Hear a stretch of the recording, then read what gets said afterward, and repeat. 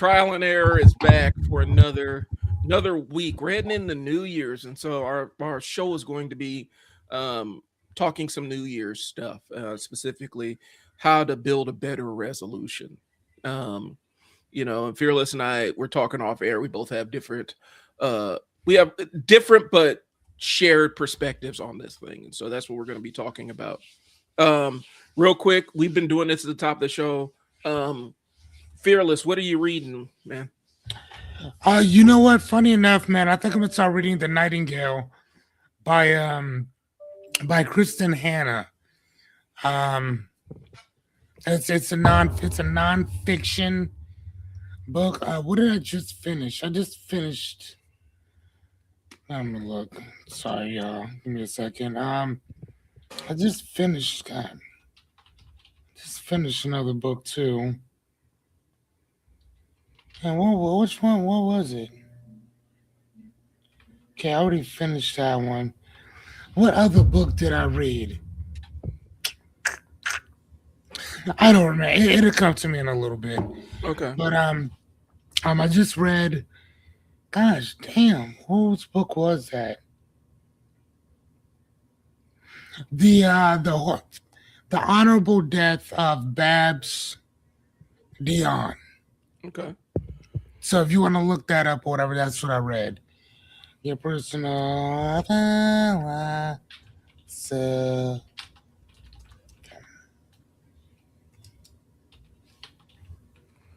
I'm not seeing it. Babs Dion. Yeah.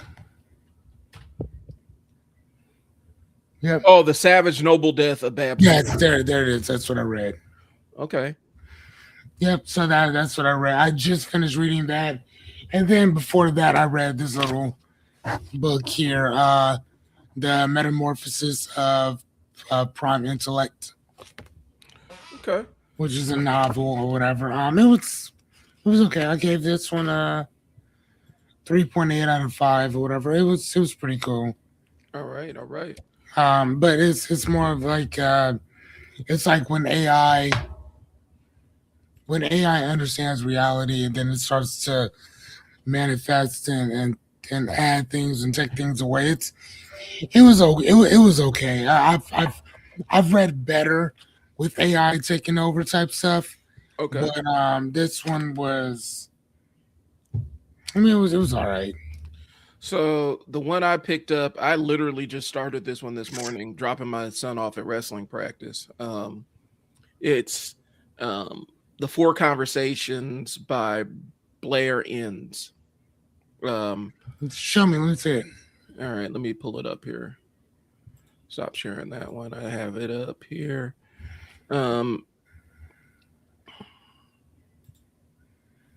The four. Okay. And more or less, it's the concept of how to frame things if you're selling expertise, because he talks about the different phases that he went through as a business owner, working in marketing, having his own agency, moving into consulting, and then turning as a consultancy into a teaching business. And he talks about basically the stuff that worked in one context when you are a vendor, from a sales standpoint, doesn't work when you're selling your expertise and having people paying you for your thinking or paying you to teach them how to do something. And so a lot of it is how a person basically is how you reframe yourself in the conversation as the expert and lead as the expert all the way through the pricing conversation, all the way through that negotiation. But basically, it's just the model of how we sell expertise. I read another one of his books called The Win Without Pitching Manifesto, which is a lot about positioning, marketing positioning and stuff. And, where it takes you out, it shifts the power dynamic in terms of how you pitch work. That book is the one that got me that $42,000 contract. I followed the prescription of how he laid it out in the Win Without Pitching Manifesto, and that's how we got it. So this guy's put money in my pocket, and so I'm really, so far so good. It's really intriguing, like the idea of how um, the vendor pitches versus how the person that's selling the expertise, how the expert selling the expertise pitches. Um, and so, like I said, No, I just bought it. oh, So when it comes in, I'll sit down and give it a ganders. but yeah, it's a pretty good book. And like I said, that book got me. That book actually, the first book he wrote actually put money in my pocket. And he has a podcast that's really good too. I forgot what the name is, but um, Okay. so what's going on, Ryan? So man. So Hey Ryan, what books are you reading? Matter of fact, the rest of you guys, anybody else reading anything good? yeah, drop the books in the Like, yeah, but drop the books in the comments, man.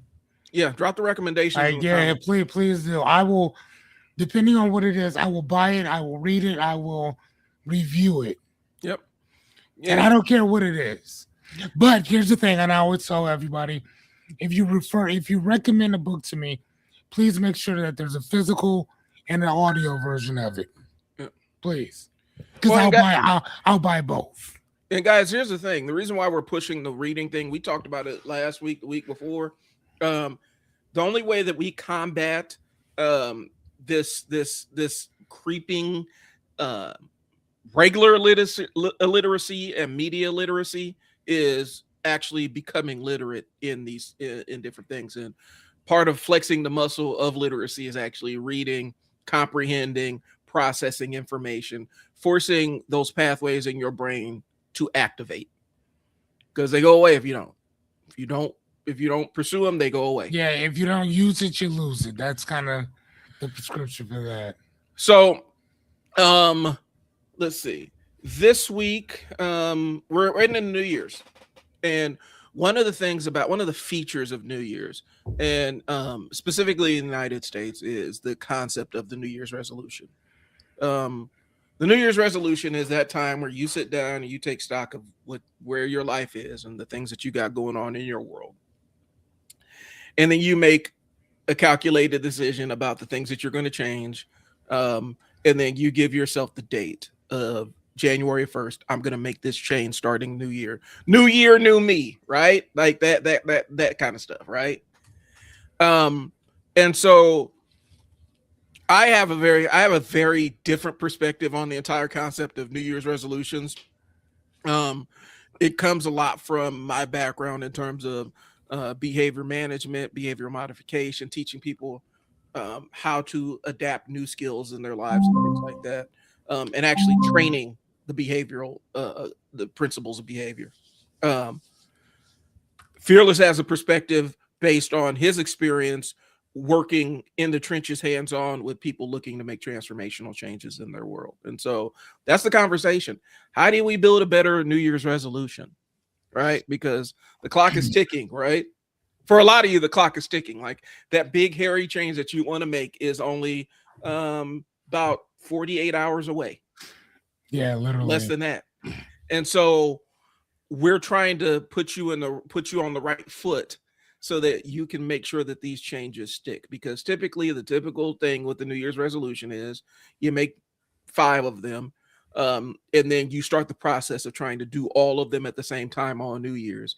And then by January, you're making next year's resolutions to do the resolutions that you were going to do this year. Yeah.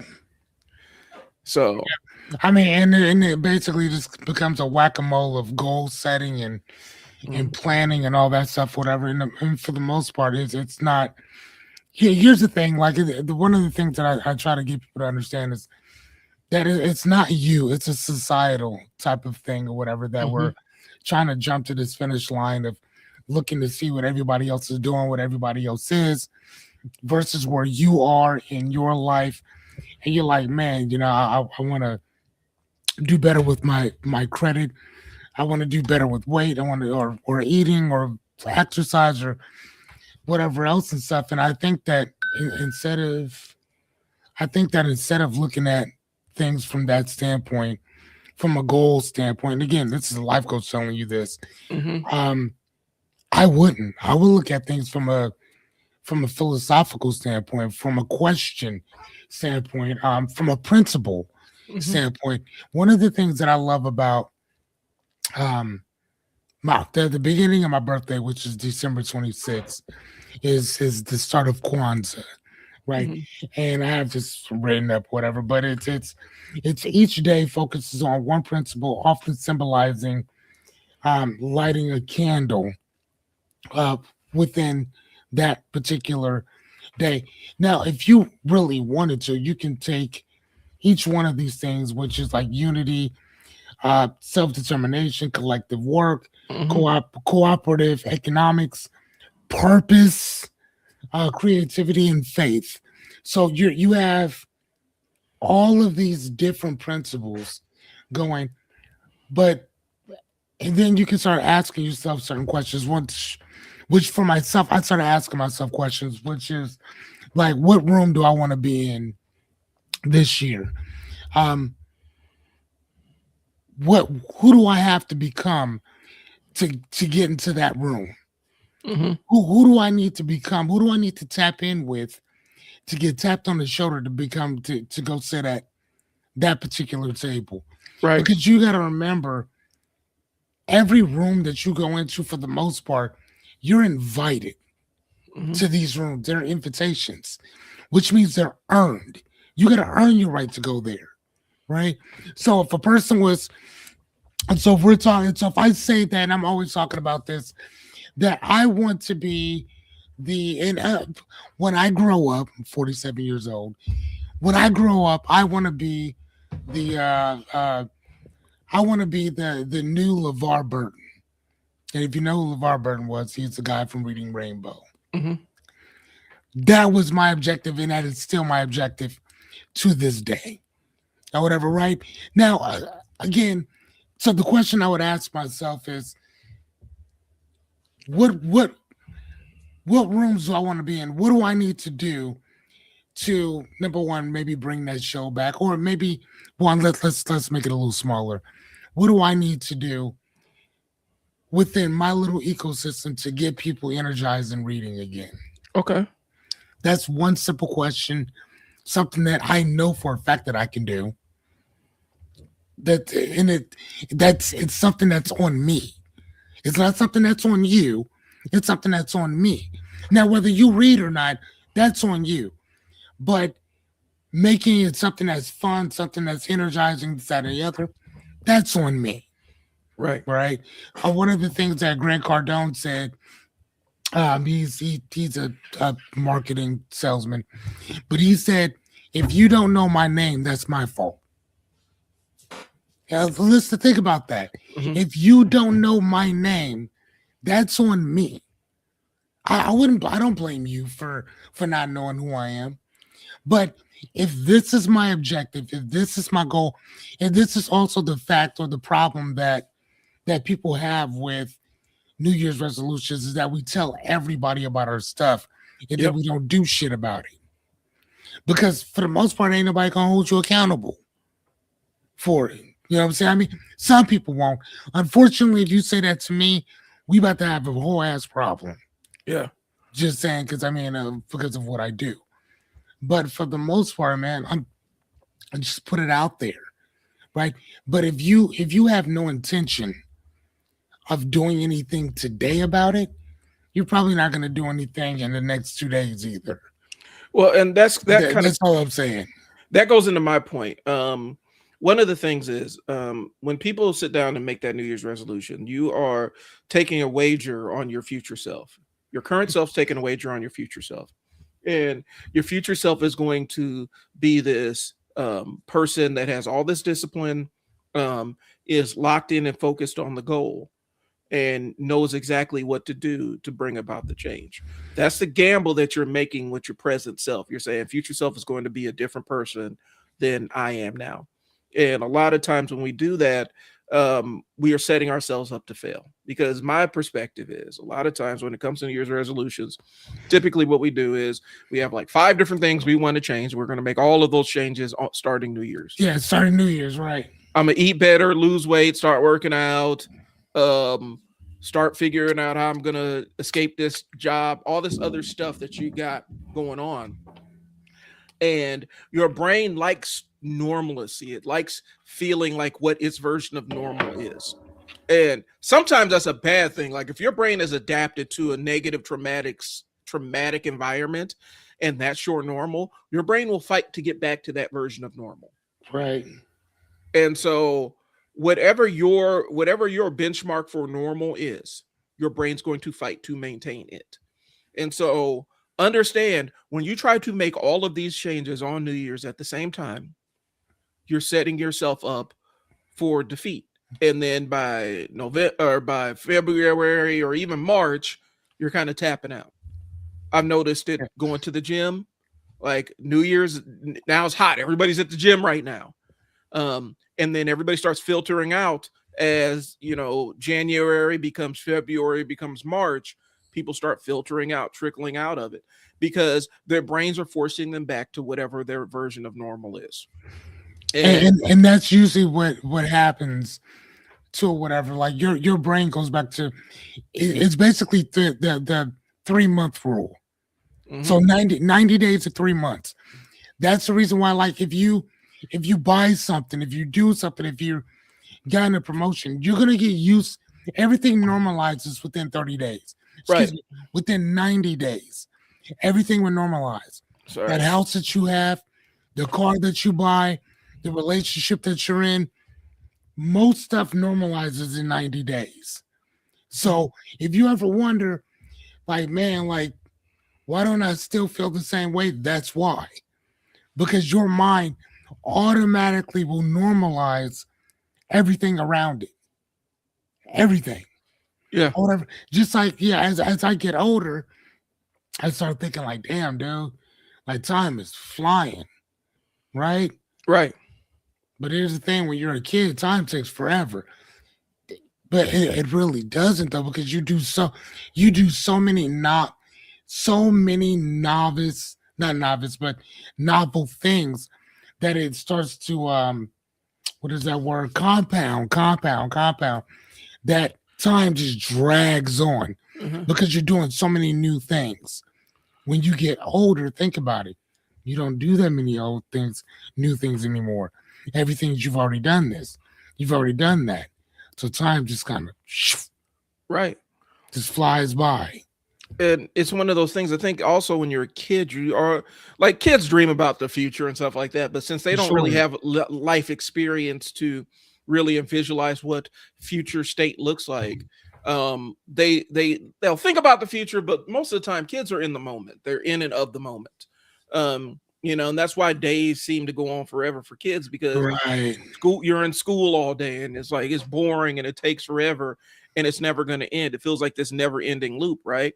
But really what that means is you're getting more experience. So as you get older, you get more experience, you get more years behind you, you're able to better construct what future looks like. And so you're able to live in the future a little bit in your mind. And so the present becomes a blur and you end up being in the future. Sometimes as an adult, it is more important to actually drag yourself back into the present and live in the moment. And being grateful for the moment and enjoying the moment is important because it gives you a different perspective on things. But yeah, children, they're trapped in the moment because that's everything, all their entire life experience just led up to this specific moment. And so they don't really think on that future scope just because they don't have a frame of reference to imagine what a future world looks like for them. Right. You know what I'm saying? And their look back window is a lot shorter about what it used to be. If you're like 7, you probably remember less than half your life. You know what I'm saying? If you're 7, because there's like 3 or 4 years where everything's just kind of a blur, where all the memories are hazy, and then one day you start remembering stuff and cataloging stuff in your brain. So your look back window at 7 is a lot shorter than somebody's look back window at 45. Yeah, right. So yeah, that's just but anyway, so I mean, without some type of massive like head trauma or something like that, for sure. And so the thing is, I don't want people to feel called out, but I mean, sometimes it's necessary. The pattern that we adapt around New Year's resolutions is problematic because what that does is it gets a lot of people thinking that they're failures. It gets a lot of people thinking that they're hopeless because they make these resolutions every year and they struggle to keep them. Right. And the what we're saying is the framework that you guys are operating off is flawed, and that's what makes the change difficult. You know, Yeah, that's all it is. and it doesn't matter how much because every 7 years your body changes. Okay, I'll take that one. Mm-hmm. Thanks, thanks, Vinny. Um, like I said, the thing about it is, what you what books are you reading, Vinny? Yeah, what books are reading? Uh, so, and that's one of the things. Like, guys, we're saying that build a better resolution means that we change the framework of how we adapt to change and how we set the stage for that change. Because understanding that change is a process and there's a systematic way that you can implement change in your life that will actually yield results. Mm-hmm.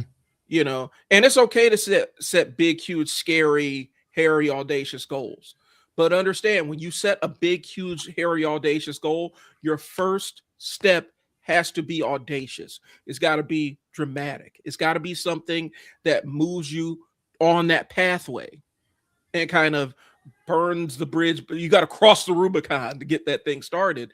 And a lot of people have the vision of this hairy, audacious goal that they want to make, but then they step into it timidly. Mm-hmm. And so you're not going to make that massive radical change stepping into it timidly. Now there are caveats to that. Weight loss, if you're going for a weight loss goal, crash dieting doesn't work. But your hairy audacious goal may be, okay, I'm gonna go through my fridge and identify things that aren't good for me and give them away to the food bank. You know, an assertive step forward. I'm going to remove my ability to not execute the thing that I need to execute. Okay. Right. So there's two frames of thinking with it. So and I've actually done this in a video, and so I'm trying not to dominate too much with my stuff here, but the video I did was New Year's resolutions are bullshit. And so Mm-hmm. and I was saying that kind of in a tongue-in-cheek way. Because I don't necessarily think that we adapt the right framework when we're setting these things up. My thing is, if you're going to make a change, you start now. You start making the change as soon as you say this thing needs to change. Then you find one thing that you start changing, start moving yourself towards that goal, so that you can Correct. start building momentum. So by the time New Year's rolls around, your resolution is really just I resolve to complete something that I already started. Mm-hmm. And then at that point, it becomes a lifestyle as opposed to something that you have to get ready for, because change, kind of like you said, happens within a blink of an eye. What takes so long is the preparation for it. Right. You know what I'm saying? Like, oh, I'm gonna change on the first. Hey, man, you got 3 months. Right. So why not just do it now? Yeah. And then when 3 months comes, it's a lifestyle change for you. Well, You're already past that 90 days. You're already past that 100 days. And that's when it's really gonna start, really mattering. Well, and one of the things is the extinction burst, right? Like as you're extincting a behavior, which means as you're phasing a behavior out, more times Mhm. than not, what happens is your body fights so hard to maintain that behavior that it completely crashes out and Mhm. dives all in to and fights you against the thing that you're trying to change. That's why people you know will be on a diet and then they have this binge day where they just eat everything that they're not supposed Yeah, to eat, smash everything, and right? then instantly they feel horrible about it, and then the diet is kaput. What that really is your extinction burst. What you should do is you make the change to your diet, you factor in the fact that you're going to have an extinction burst, and you try to adjust for it, which Right. means you And might go okay. ahead. Go ahead. Well, what that looks like is you might give yourself days off, or you Mhm. might give yourself grace periods like, okay, I'm on this diet. I made this change. The extinction burst is I'm absolutely going to hog out on a bunch of stuff that I'm not supposed to be eating.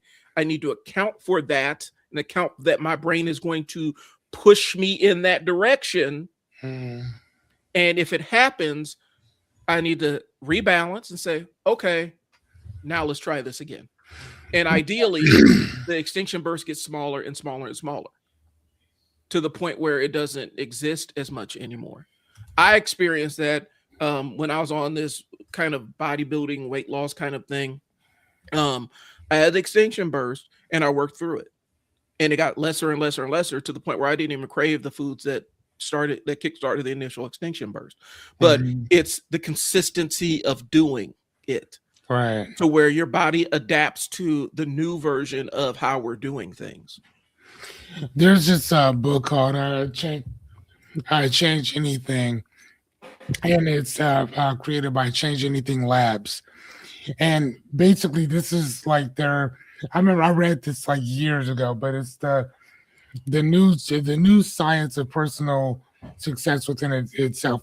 Now they call these people changers. A changer is somebody who had one thing, right? Mm-hmm. Then they had the desire, so then they had to change it. But then that change has to be at least 2 years. Mm-hmm. So they had to have kept that change for 2 years to be considered a changer. And everything that you literally just said is literally one of the things that they talked about mm-hmm. on there as well. So like one of my personal favorites is for myself personally is I love Godfather's Pizza. Mm-hmm. Like I don't like Godfather's, I love Godfather's, right? But I also know that, man, I have a massive addiction to Godfather's Pizza. So I will give myself, I'm like, all right, bro, you can have that once a week. Mm-hmm. But you can't have a large, you can only have a small. Yep. Right. And there's 2 types. I love meat lovers and I love my favorite is classic combo, no mushroom, easy onion. Mm-hmm. So instead of me doing like the medium family feast or whatever, I'll do a small half meat lover, half classic combo, no meat, no mushroom, easy onion, right? Mm-hmm. So I get my shit out of the way. Yeah, if that makes any sense or whatever. Makes sense. So it's kind of like you just said, you're adding that into the fact that you're going to mess up. I'm a type 2 diabetic, so I can't have a lot of stuff, whatever. So I really have to watch what I'm consuming constantly. But I also know me, so I'll be like, all right, cool. I'm not going to get a big thing, but let me grab a swig mm-hmm. of this here because, man, I've been aching for this shit over here. You see what I mean? So, but that's how I'm able to do things because of books like this here, because it teaches you how to change certain things about. And again, it's different for each person. But if you really think about it, the principles are for the most part the same. Yep. You know what I'm saying? I mean, the objective might be a little different, but what you're doing is all the same. It's all the same shit. So they went through all the things of people that have trial and error, and figured out what worked. Mm-hmm. And the great thing about it is that they kept all the things that didn't work so they could tell you, hey, just in case you have any questions, hey, this is what was tried. They tried this over here, and these are the percentages that happened. This is the outcome they got from it. Whereas this right here are the statistical individuals who've actually accomplished all of these things over here. This is how they did it. This is why they did it. So for one of the people,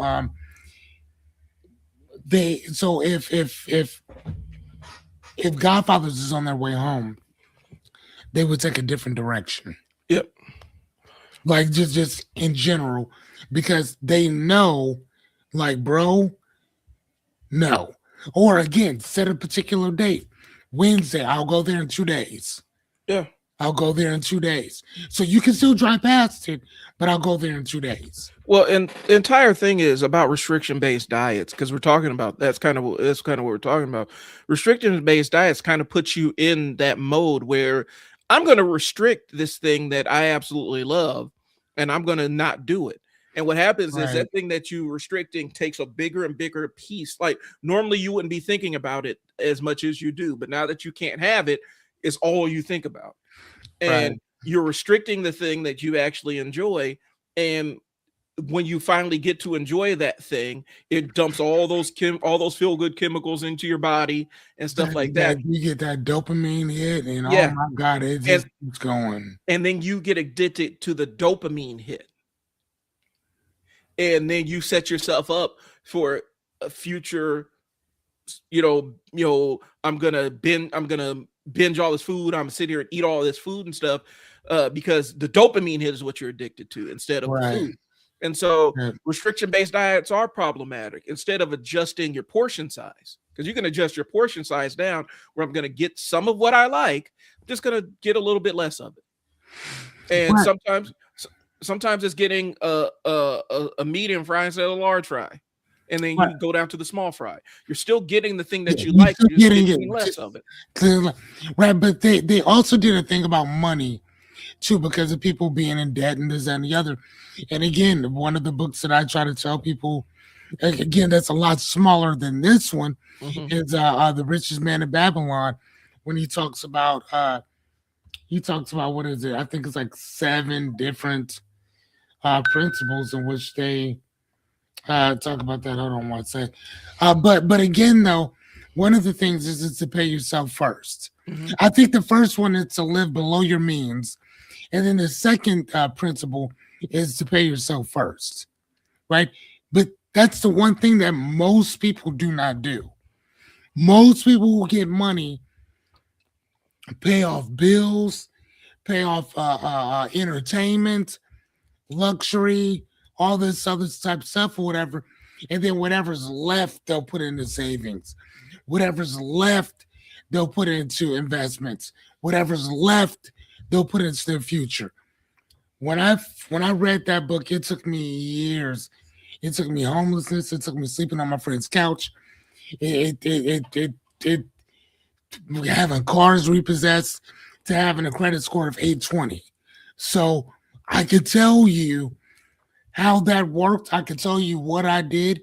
I can tell you all that stuff. But the one thing that helped more so than anything was, like you said, live below your means and pay yourself first. Mm-hmm. I try to teach that to my kid now. He's 13 years old. I'm like, son, anytime you get something, take 1 to 5% away. Right. Just put it somewhere else. It's not even yours. Matter of fact, that is your money. Everything else you're gonna do, you're gonna give it to some gas station. You're gonna go give it to a friend. You're gonna go give it to somebody else. But what's left for you? So take yours first, and then pay everything else out. Why do you think the government, when you get paid, Yeah. why do y'all think that the government takes their money first and then gives you your money second? Right. Like they're not playing. They caught on to it. Yeah.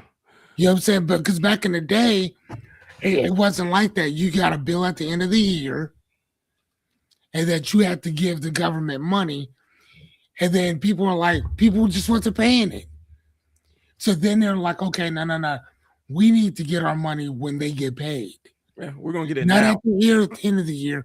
We need to take it now. So what they would do is that that's what they did. I think it was around. I think it was after World War One or two, or one of which, whatever war Mm-hmm. we were at. They're like, all right, well, we need our money a little faster, and then that's when they started kind of doing that. But think about it: if the government takes their money right then and there, why would you not pay yourself first? The government, and think about it. Think about what the government does with our money. Let's say, I mean, Yeah. really think out this. We're not going there, but I'm just saying, pay yourself first. Yeah. I'm look at what who is it look at what Alaska does with money, that with the oil companies, they give it to the people because they're like, why would I give it to a government who's just gonna go mess it up somewhere? Yeah. These people don't know how to deal with money at all. They don't know what they're doing, so we'll give it to the people and they give it to them. So again, I mean, and I got this just from reading a book that talked about it. So let me continue on. Let me get on my point here with this. Um, and one of my lights just went out. One of the things is, so when I was trying, like I've been a gym rat for a long time. Um, off and on since high school, I was always in the weights or what. I get back into it after a pretty long layoff, about a year or two. And I'm like, I want to get as strong as I can. I'm going to see how strong I can get. Now, this is mid 30s. Basically, I'm like, going to see how strong I can possibly get myself. Because in your 30s, that's where your peak grown man strength comes in. Hmm. Like mid 30s is when a lot of power lifters, that is the peak of their career, that is physically as strong as they are going to ever be. Oh wow. And so I'm like, let me see how far I can get into it. And it started out with, small goals like, okay, I want to bench press 315 pounds. Okay, I got that. I want to squat 500 pounds. All right, I got that. Hmm. And my elusive goal was deadlift. First it was 500, and then it jumped up to 600 once 500 got easy. It's like deadlift over 600 pounds. The way I did it, and this goes into the audacious, radical change. And I didn't know it was audacious at the time. I'm telling you that I'm prefacing this by saying this. The program I was following was a simple starting strength program. 3 sets of 5, add 5 pounds to the bar every session until you can't add 5 pounds to the bar anymore, and then dial it back to 2.5 pounds. And so I did that, and I got through what they call the novice linear progression, and I hit the wall where, okay, I'm at my max. The thing that I was doing wrong, I had misread the exercise template because I was doing deadlifts multiple times a week, 3 sets of 5 at near peak weight, Hmm. 15 reps at peak weight. And it beat me up, but I got real I jumped. I made a huge leap in how much I was able to lift on that bar because I had misread the exercise. Because in the original exercise is you do this 1 by 5, 1 set of 5, maybe once or twice a week. I was doing it 3 days a week. Hmm. And so saying that to say this, that jumped me from struggling with 315 pounds on the bar to that becoming my baseline.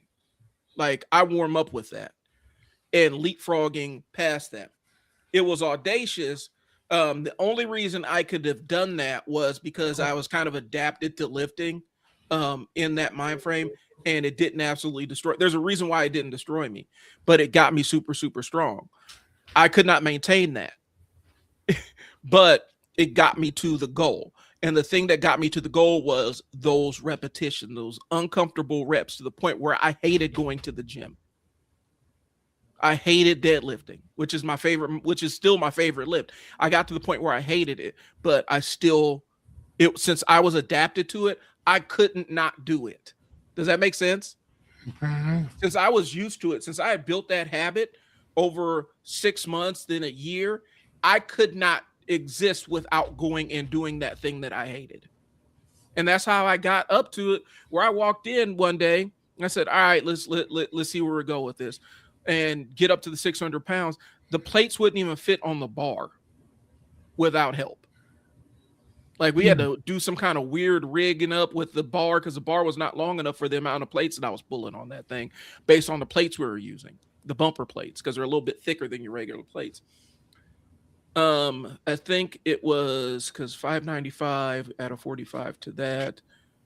So I was probably pulling about six. It wasn't 2, 3, 4, 5. That's 5 plates. I wasn't pulling, it wasn't all plates. Like I had to put, it was like somewhere, it was like 615 or something like that. 615, 620. And the reason why I'm saying 615 and 620, I'm giving you averages, is because I did it more than one time. And that was that's the most I've ever pulled. That next live, bro, Vinny, you asking when the next live is. We're here every Tuesday. Every Tuesday morning, around 10:30 is when we're on live. I appreciate you tuning in, man. Thank you so much. So it was incremental change, but it was an audacious goal, because 600 pounds, that's more than twice my body weight. Mm. But in order to get there, I had to start audaciously, and it ended up becoming a habit. And more times than not, people aren't able to start audaciously. They want to start timidly. And that's not the way that you make massive change in your life. But also, you don't make radical change in your life by saying, okay, on January 1st, I'm going to make this huge, massive, this life altering change that's going to impact every single aspect of my life and be difficult for me to maintain. I'm going to make that on this specific day without putting in place any kind of other behaviors or anything to build up to that thing. Does that make sense? Yep. You have to build a framework that allows your change to stay in place. Mm-hmm. You have to make it almost impossible for you to fail in that sense. You have to lay the bed and make it very difficult for you not to live up to what you said you were going to do. Right. But and most people don't do that before New Year's. No, not whatsoever. And I mean, I think that that's also the reason why we and again, I think that what you just said, yeah, hits the nail right on the head. Like, I mean, we start a particular way, but we don't end that way at all. And if you're not planning to end that way, then dude, it's already over before you started. Just like, doing my 100 days, 100 nights. Yeah. I mean, I did it one day at a time. I couldn't do 100 days in one day. You know what I mean? Like you do one day at a time. And I mean, now I can, because I did it before, yeah, I can jump on and do it, which is really weird for me, because if I'm not doing it every single day anymore, it's not even worth doing. If that makes any sense. Yeah, I'm so used to just every day. And I came on at the same time at 8:30. I think it was 8:30? Yep. 8:30 to 10 o'clock. Brand new material every single night for 100 days. Get out of here, dude. Ain't nobody doing that. What's that? It's that. What is it? That you might be able to correct me on this. It's the hedonic adaptation, right? Like your new, human beings can adapt to a new normal baseline. Anything. You're going to get back to your relative state of happiness, regardless of what you're encountering. So that's why a lot of times lottery winners aren't over the moon and thrilled about, like, they win the lottery and then it's they win the lottery, you get that big surge, and then all of a sudden everything goes back to normal. It all resets to whatever your relative normal state of happiness is. It becomes that. So if you're already in a happy person, now it does change if the reason why you're unhappy is money. Now, if money is the thing that's making you unhappy, you might be able to, that might be one of those escape hatches, right? But if you're unhappy in general and about the lot of your life and the state of your life, and it doesn't have anything to do with money, it has to do with your personality or other stuff going on in your brain. Once that endorphins run off, wear down from winning that lottery, you're going to be back to your same relative state of happiness. Yeah, here's the thing, man. I think it was TD, what's his name? TD Jakes, who said, if man or money can solve your problem, you don't have a problem. Yep. Think about that. If man or money can solve your problem, you do not have a problem. Man, I thought that was the truest stuff I've ever heard. And kind of piggyback riding off what you just said there. Yeah, I think it's the same. It's the same difference, though, my guy. Yeah. It's the same type of stuff. Like if this really isn't for you, then it's not going to be for you. Right. And there's nothing that we can say or do that's going to change that particular thing. You either want it or you don't, and you're going to do what it takes. Period. I mean, how many people didn't have any of the equipment that we have, and still went out there and said, "Fuck it," and still made it happen, Right. regardless, because that was just their thing. They was gonna make it work, no matter what. Well, and it's the same. Cell phone, speakerphone, they don't care. They own it.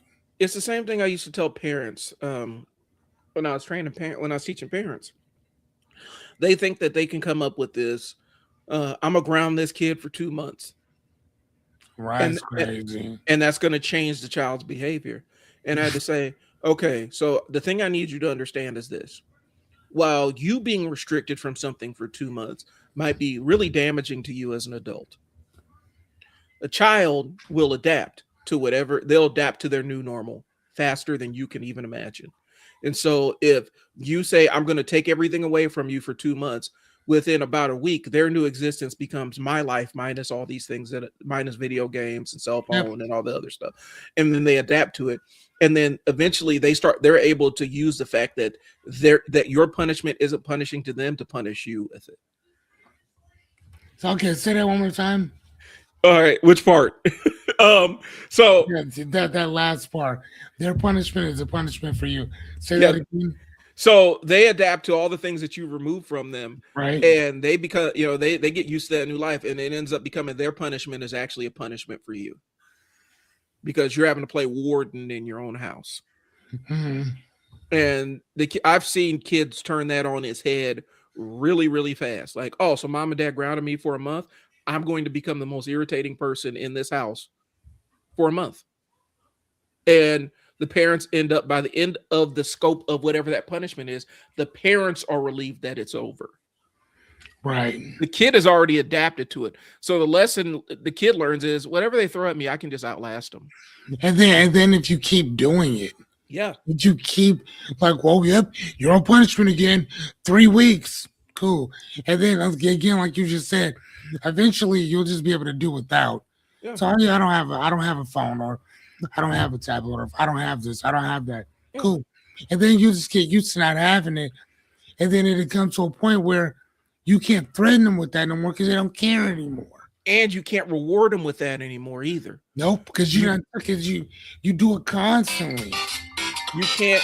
The video game loses the Switch or the PS5 or whatever loses its ability to motivate the behaviors out of the kid that you want to see. It's easier to, I hate to say it, but essentially use PlayStation access or use video game or phone access or tablet access. It's easier to use that as a bribe to incentivize them to show the kind of behaviors that you want to see. You reward them whenever you see the behaviors that you want to see, they're more likely to show those behaviors in the future. And so that's the concept. We're trying to punish stuff out of our kids as opposed to rewarding it into them. So if you want to see good grades, you reward them for the good grades, right? I'm not saying that there's no consequence for bad grades, but you can't go overboard to the point where your rewards for good grades no longer matter. And if you say, you're going to lose the video game for a year, they will adapt to that in 2 weeks. And then they'll be all up under you, bugging you, making you feel miserable because they don't have video games, and they're gonna hound you. And so that's the game. Okay. So that's just how human behavior works. We adapt to our new normal pretty quickly. But the other side is we want to maintain normal as much as possible. And our brains want to get back to whatever our relative state of normal is. So it's a double-edged sword. Like I said, you're never going to outpunish a child's ability to adapt. No one told me. That's just how it goes. And I don't think people understand that, especially parents. And so that's why I'm always big about adding new things to your toolbox, because you're not going to outpunish your kid's ability to adapt.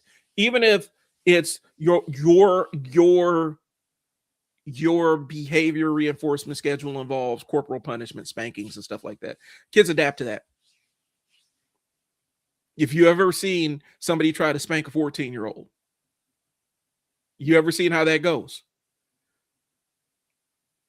Unless you're going to put this kid in the hospital, it's not going to work. You can't physically punish them to the point where it matters as much as when they were like 7. Find something else to put in your toolkit.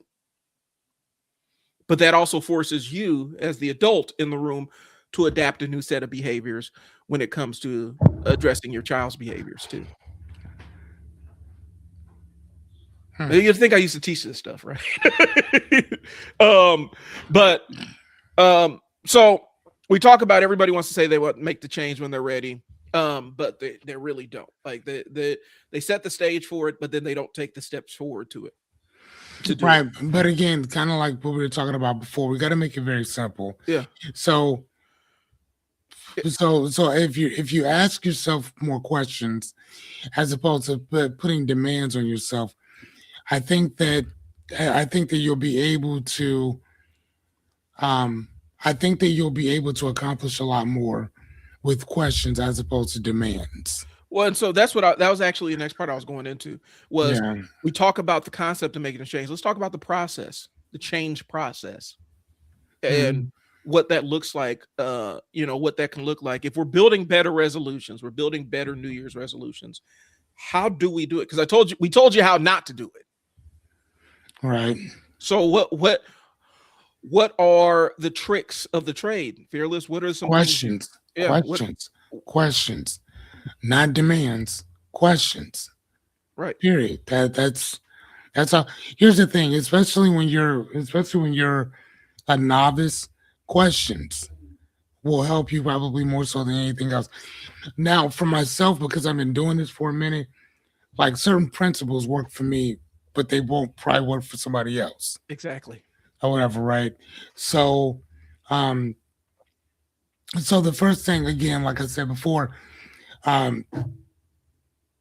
asking yourself what rooms do you want to be in, ask yourself what experiences would you like to have, or whatever. Now again, it doesn't have to be anything grandiose by any means. It's just an experience. Like, what would you like to experience? Who would you like to experience it with? Right. What issues are you bringing in from last year to this year that you should probably clean up this year to move forward? Right? Again, what type of person would you like to become this year? Again, we're just asking questions. That's it. And when you're asking yourself those questions, that's one of those things that allow you to open up a little bit more about conversations that you should probably have. There's probably 2 or 3 people I should probably be having conversations with. And I'm not gonna lie to you, like when I think about what conversations am I willing to have with certain individuals, I have to ask myself. That's probably on me. Looks like we're out. Are you there, Brian? I'm still there. Yeah. So one of the questions I would have to ask is, okay. So one of the questions I would have to ask is what conversations do I need to have with certain people? Mm-hmm. Right? What type of man do I need to become in order to have that conversation with them? And again, this is about going into the next year, but it's not even about the next year. It's about now. Right. Who do I need to become today to have those conversations, whether it's today or tomorrow? And there's certain people that if I never spoke to them again, I'd be okay. But I know for a fact that these individuals, or that if I've done something or whatever, like I'm quick as shit to apologize to a tone for my stuff. Like, hey man, my fault. Sorry about that. But how I grew up, my principles, not my questions, my principles have allowed me to walk into a room knowing that I might have been on fuck shit, but I'm here to apologize and to make amends for what I've done. But I but other people may not necessarily see it the same exact way. Right. So let me give you an example right quick. Okay. A story right quick. I was thinking about this story of Jesus, and I was thinking about why is it that people, whenever you talk about Judas Iscariot, why does he have such a horrible name? Right now, let me Right. ask you. I know you know the story a little bit. Hmm. Do you know why he has a horrible story? I'm Go just ahead. asking. Well, in 2 sentences or less, why is his story so bad? I'm asking you. And it's Um, not a trick question. I'm just asking. From what you know about Judas, what did he do the that was betrayer. so bad that people won't even name their kids the betrayer? Yeah. The betrayer. Yeah. The betrayal. So I want to show you something right quick. I want you to keep that in mind. Hmm. I want to show you something right quick. And while you're So pulling, we look at Dante's Inferno. and we're talking about it. I mean, I hold on. part, part of my view of Judas, the betrayer, is I informed think they because were I'm. out again. Are you sure? I can see you.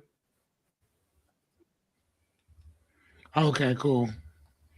um Part of my, like, my vantage point of it is, from comic books. And so Judas is actually the Phantom Stranger in DC comic books, and so they have an entire layer, like an entire mythos behind his betrayal that weaves in some of the biblical Judeo-Christian stuff, but then it draws from other sources as well. And so that's what I know, and so I Yeah, just for view it as sure. Judas the betrayer.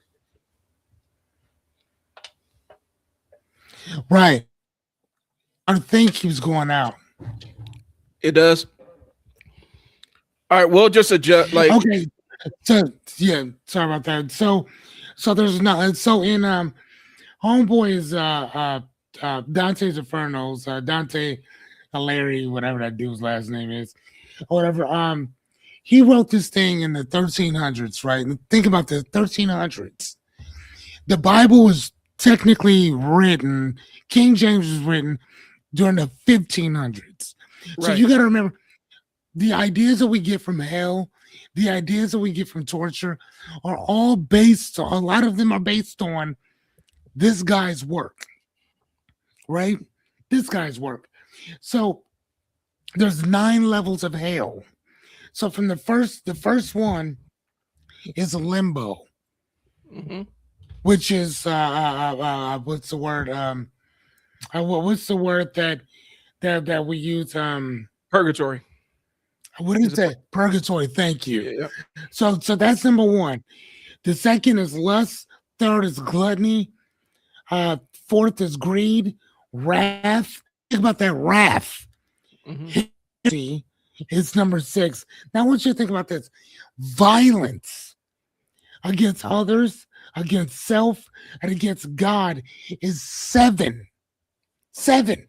We still got 2 more. Being a fraud is number 8. Hmm. You want to know the last one? You want to know the one that for the last 1,000 so years, this one is the one that is the worst of them all, even worse than murder, What? fucking treachery, Yeah. betrayal, betrayal. Now I want you to think about this. He the difference between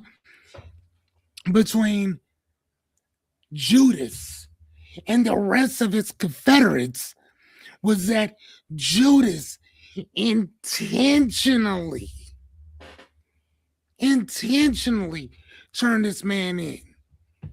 Intentionally did it, right? Right. But if you look at the 11 other dudes rolling with him, Jesus told them all, "You all gonna betray me. You're all gonna not betray me." He said, "You're all gonna deny me." Yeah. All of you are. You're gonna deny me at this time.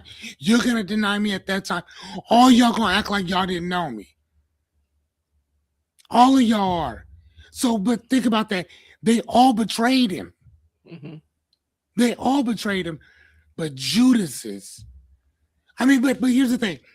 Jesus could understand, which I'm not gonna lie to you. I really don't get that, but it's a great story. That's why I love the story.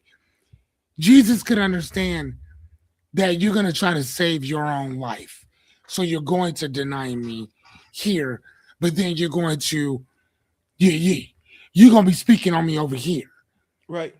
But Judas on the other hand, bro, what I and that's why I kind of almost think that it's one of those stories that some people can sit and say that I here's the thing. I'm gonna tell you what I think. I think that Jesus asked him to do that because otherwise the prophecy would not have been what it was and how it was. And again, we're just talking about story wise, Yeah. right?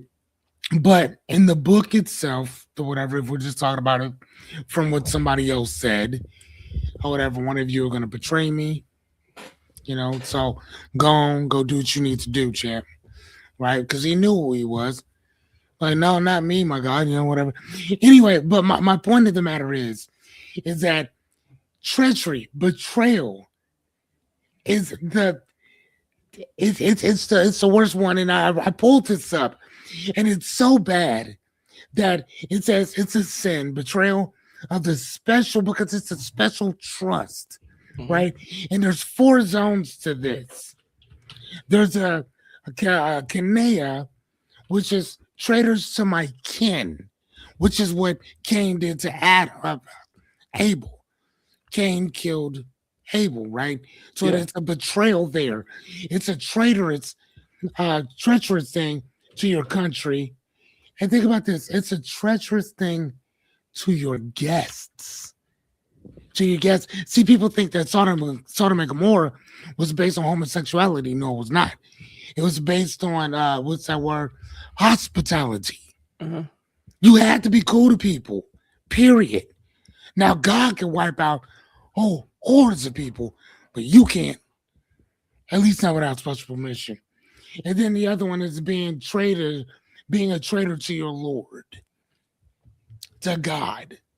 So I'm just saying, dude, like that. So it says that Satan is here, frozen, not ruling, chewing on Judas, Brutus, and Cassius, or whatever these are, people back in the day Yeah. or whatever. So my point is this. My point is this. I love the shit, right? But my point is that to be treacherous, betrayal, it's the like, yo, I'm cool on that shit, Yeah. right? Think about how crazy that is. That another person, that somebody during the time of 1200 was like, bro, you are a piece. Excuse me, 1300s was like, you are so much of a piece of shit that out of 9 levels of hell, that's the one that you're at. Well, and so it goes That's all back. I'm saying. That's If all we're I'm look, saying. if we're looking at it from kind of a little the group dynamic side of it, right? If For we're looking sure. at the person that was present and um I mean, let's be honest, wrote wrote those parables. Um, what you're dealing with actually is the concept of a high control group, right? Like a For sure. high control group where um, you have to lay out um, the ground rules of the group in order to maintain control of said group. And when you're in a group like that, the worst thing that you can do is be a betrayer, a person that goes against what the group values or betrays the group is the most dangerous person. They can forgive a lot of other things, but except selling that group out to the larger group. That is what I'm talking about. Yeah. That is why treason. That is why think about that. Treason is punishable by death. Yeah. I mean, think about it. You can kill somebody. You can lie. You can steal. You can cheat. You can steal. Mhm. You do. You can do the worst atrocities to people, but treachery. Yeah. Oh, you ain't shit. So, and that's what I'm saying, because a high control group is basically a cult. Like that's what a high control group is. I love that. Is cult like thinking. Yeah. You see it in crypto groups, like crypto groups, or the people that play hard in like the meme stock market and stuff like that. When you're in those groups, it's a high control group. Everybody says good morning, guys, all this other stuff. The absolute worst thing you can be is, I don't think this is the right thing, guys. Oh man, you're fudding the group. This is fear and uncertainty. This is a crime against the group. The worst possible thing you can do is sell this stock that we're all invested in. Right. You hold on in the face of the market downturn, you fall in, the fundamentals can fall out from under this stock, but you better hold it, because if you sell it, you are betraying us, and then if we find out about it, you're out. Mm. So it's the concept, it is a high control group, and so the leader has to enforce it. And again, the worst thing you could possibly be is a betrayer. Right. When the group dynamics are like that, when you require absolute subservience or adherence to your will in order to maintain control of the group, the worst thing you can do is be a betrayer. So I think maybe that might play into it too. Mm. Might be. You know, Yeah. and so I see where you're going. Yeah, and a lot of times we end up playing the role of the But betrayer to ourselves. sorry, but my point was is that there's certain there are certain principles in which I stand on, I stand for, that are mine. But I wouldn't ask another person to live by the standards that I set for myself. Yep. That foundation that I have is not the same foundation that other people have and that other people are on in Well, general. And I think that whenever I'm helping a person, particularly with New Year's resolutions and this that, and the other, I have to remind myself of that, because I'm like, bro, you not on the same level that I'm on it, and vice versa. well, and that's where it goes into, because this is the thought. This is what I was thinking before it got captured by my ADHD and fled to the recesses of my brain. Tying it back to that weightlifting analogy I gave. My programming for deadlifts that I accidentally did, the thing I was risking enhanced risk for injury. I was risking screwing my central nervous system up and overloading it completely and detraining.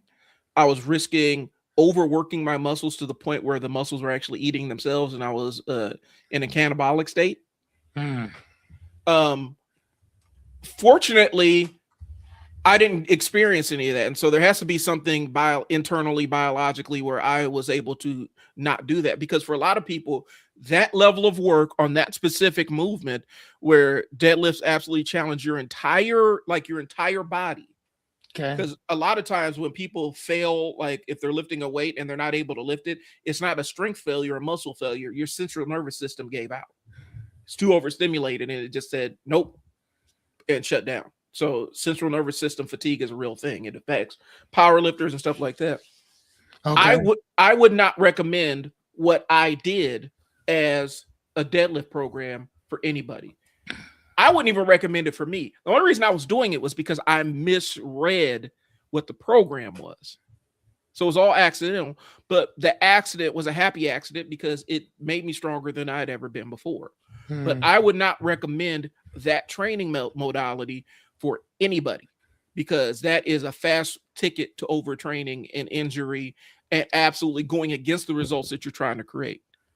Okay. Um, One of the things that CrossFitters were dealing with some of these CrossFit gyms was, I forgot what it was called. They called it Uncle Rambo, right? Uncle Rambo, and stuff like that. What that means is your muscles are actually feeding on themselves. Okay. And Well, what? yeah, where people are peeing blood, That's and stuff gross. like that. Okay. What was happening in the CrossFit community was people were overtraining themselves Oh to the yeah, point. for sure, for sure. They're overtraining themselves to the point where their body could no longer maintain it, and their muscles started cannibalizing themselves. I had one of my workers was actually experiencing that. And so I'm sitting there like, hey man, because we're talking weight training stuff. He's like, oh Brian, you got to get on this CrossFit thing. I'm like, no, I don't what, I like what I do. And he was coming in, he was always cranky, he's always sore. He never could recover from any workouts. And he started getting weaker and weaker. It's because there was less muscle tissue there because the body started feeding on its own muscle tissue. It's an ugly So, situation. I mean, so was he not eating enough protein, or Oh, he was eating. was he? But what happened was your muscles do have a natural threshold of maximum work that they can do. And he had pushed them past their breaking point. And for a lot of people, that will land you in the hospital. Gotcha. And so we're telling them, hey man, because it was, in my staff, we had a couple of former football players, people that worked out. We had a Division I hooper and stuff, and we had to pull them aside like, hey man, you have to stop. Because what's happening is you're basically hurting yourself. And it got to a point where it became a meme in the CrossFit community. They had an entire character that represented that. And for some people, that ended up becoming the desired state of, now I'm really working. And yeah, it was an ugly thing. And Rhombosis. I can never say the name, but it's called Uncle Rombo. And basically it's a condition where you've overtrained to the point where your body can no longer recover from the amount of stress that you put it under. Oh wow. It's the breakdown of muscle tissue, releasing harmful substances like myoglobin into the bloodstream, which can lead to kidney damage or kidney failure. Symptoms include muscle pain, weakness, dark colored urine. Some cases are asymptomatic. Causes extreme exertion, trauma, infections. So but there was a breed of CrossFitters that were actually pursuing that. Okay. Because they've correlated pain with getting stronger. Did you know back in the day, like when there was like a certain sect of Christians that would come out and they would beat the shit out of themselves. Yeah. They would take like the cat's nine tails and whip their backs and stuff because they're like, if Jesus went through it, we want to go through it too. Mother Teresa was on that. Like people were scared to be around them. Because like it's ironic as people say that Muslims are terrorists and this and the other dude. People were scared of Christians. Well, scared of them. Mother Teresa was on that philosophy of punishment, right, and suffering, bringing you closer to experiential experience. That's and crazy. So when you go back and look at some of the stuff she used to do in her homes, she would starve people and like inflict unnatural suffering on them because she thought that brought them closer to God. It's some dark stuff. If you ever really want to mess yourself up and screw up your view of some of these people, go look up what Mother Teresa was actually on. I mean, bro, what kind of timing she was actually. I don't put many people on top of a pedestal like that, and I surely wouldn't have put her up there. But it's a fun trip. So I'll read it. We got far afield. Here's what we're saying. A lot of times we end up playing the Judas to ourselves. Like our future self ends up becoming the Judas to our present self, right? It ends up becoming the betrayer to our present self. And the reason why the future self becomes a betrayer is because we've layered it with all these insane expectations of behavior that don't align with who we've historically been. Correct. You're expecting future self to carry all that weight, as opposed to building the framework for future self to be successful. You basically sabotaged it. Okay, and that's literally all it is. What you just said is being in a situation where we can to be successful. So you're kind of clearing the path out. Yeah. So you can walk that path. That's literally all we're doing. Yeah, and y'all want, and the real truth is, and let's be honest, fearless between me and you, one of the things that we say is we say we want to change things, but we don't really mean it. You don't Yeah. really want to change. You just want certain things to be different, but you don't necessarily want to make the change yourself. And Yeah. so we get into that mode with New Year's resolutions where people want the outcomes, but they don't want to put in the repetitions. Um, I used to call it winning without competing. We have parents in my sports training business that are locked into that. They want to win without having to go through the struggle and strain of actually having to compete to win. Right. What that means is they want to drop their kids on these loaded teams where their kid may be the most marginally talented kid on a group, but then they want to collect all the trophies and everything because they want to experience winning without having to actually go through the process of competing. Mm-hmm. And a lot of people have that mind state, and that's an insidious mind state to have. I'm not, I'm not big, huge competition guy, overly competitive guy. My daughter got all that from me. She got all that. She got all the hyper competitiveness. But we have this thing in society where people want to win without competing. They're trying to rig the game before they get started, and it becomes a dirty game when you're trying to do it from a New Year's resolution standpoint, where you're going to shortcut your way to the outcomes without having to go through the part that sucks. Right. The transformation piece of it. And so sometimes it's mentally adapting and saying, this is going to be tough. And these are the things I'm going to deal with. And making the plan, hey, this is how I'm going to deal with these. Again, my contention is don't wait till New Year's. If you decide that you need to make a massive change in your life, start moving towards that change now. Small Correct. steps are better than no steps. Yep. Yeah, I mean, just do something. But again, I mean, and know your why. Yeah. You know, like why is this important to you? Because I mean, and again, I mean, even if you were to sit and say that, well, I would like to, I like to lose 30 pounds. Mhm. Perfect. For what reason? Why? Yeah. Like, I mean, and I'm not saying because you don't want to be healthy. I mean, cool, but I mean, some of these foods are amazing. Yeah. So obviously, if you got yourself up to that 30 pounds or whatever, okay, cool.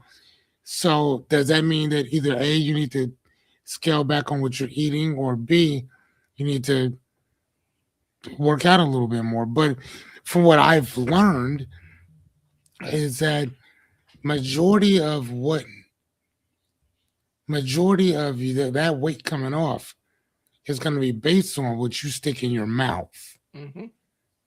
So I mean, think about that, and then there we go with Liberty's Research. Yeah, or C, consider, you know, very much part, very much.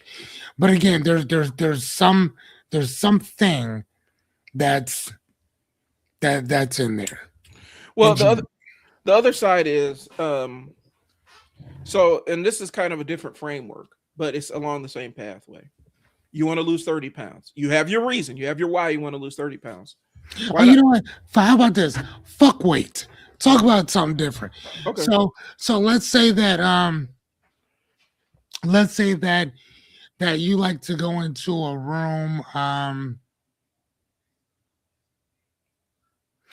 Let's say that you want to go into this particular reading group, and this particular reading group is number one. That they everybody reads everything. Mm-hmm. They're a fun group to have, but here's the thing: it's a group that they only accept certain people, right? And the qualifications are maybe that you have to have read, you have to read like 100 books a year, and then it's like a $200 um, a month uh, thing that you have to pay to play with them or whatever, right? Yeah. To get to this group. So let's say that that's your New Year's resolution. Let's use something that's kind of ambiguous. Okay. So How do you become the kind of person that's in how do you become the kind of person that's in that group? So one of the things that I would do personally is if that was a group that I wanted to be in, I would maybe talk to somebody who was already in the group. Yeah. Yeah, you see what I mean? I would find out, okay, well, what's the application fee like? What type of books? I mean, because if the more that you look into it, you might be like, you know what, this isn't. Yeah, you know what, I'm cool. Or your I why. don't. I don't like the. I don't like the books that you guys are reading. I can't read my own books, but I like you guys as a group. So, I mean, is it possible for me just to sit in on your conversations, and that might open up something as well? But why do you want to be involved in Yeah. this particular thing? And again, I think that by talking to other people about what it is that you like to get into or what it is that you like to do is going to not only gather the information that you're looking for, but put you on a trajectory to kind of go into that. Well, and I think it's It getting work for you. like I said, getting solid on your why. Like how what Sure. do I want to is this group going to help me? Is this group going to uplift me spiritually? Is it going to uplift me financially? Yeah, Is for it going to help sure. me interpersonally? Because if that group feels like the only way that you can access it, then we figure out how we become one of the people that sit at that table. But That's it. if there are other ways to get there that don't necessarily require the group, and you're not, and that's not your destination, then you figure out other ways to get there. Right. And I think, but the thing I was going with before we moved off the weight thing is I believe in you shoot past your goal, because then if you want to lose 30 pounds, say I want to lose 60 pounds. So when you lose 25, you're further ahead down the road than when you started. For sure. And I think a lot of times people don't set those. I mean, it goes to that 10x is bigger than 2x kind of thinking, right? Because even if um, even if my 10x, if the 10x change I want to implement is only 7x, it's still better than where I was before. Mm-hmm. And I think we don't manage change. We don't imagine change like that. More times than not, the examples of change that we see on social media is person made radical, life altering change that was super successful making that change. We Mm-hmm. never see person decides to make life altering change, struggles mightily, but and they may not have accomplished 100% of the change, but they got 75% of it. We Right. never see those stories.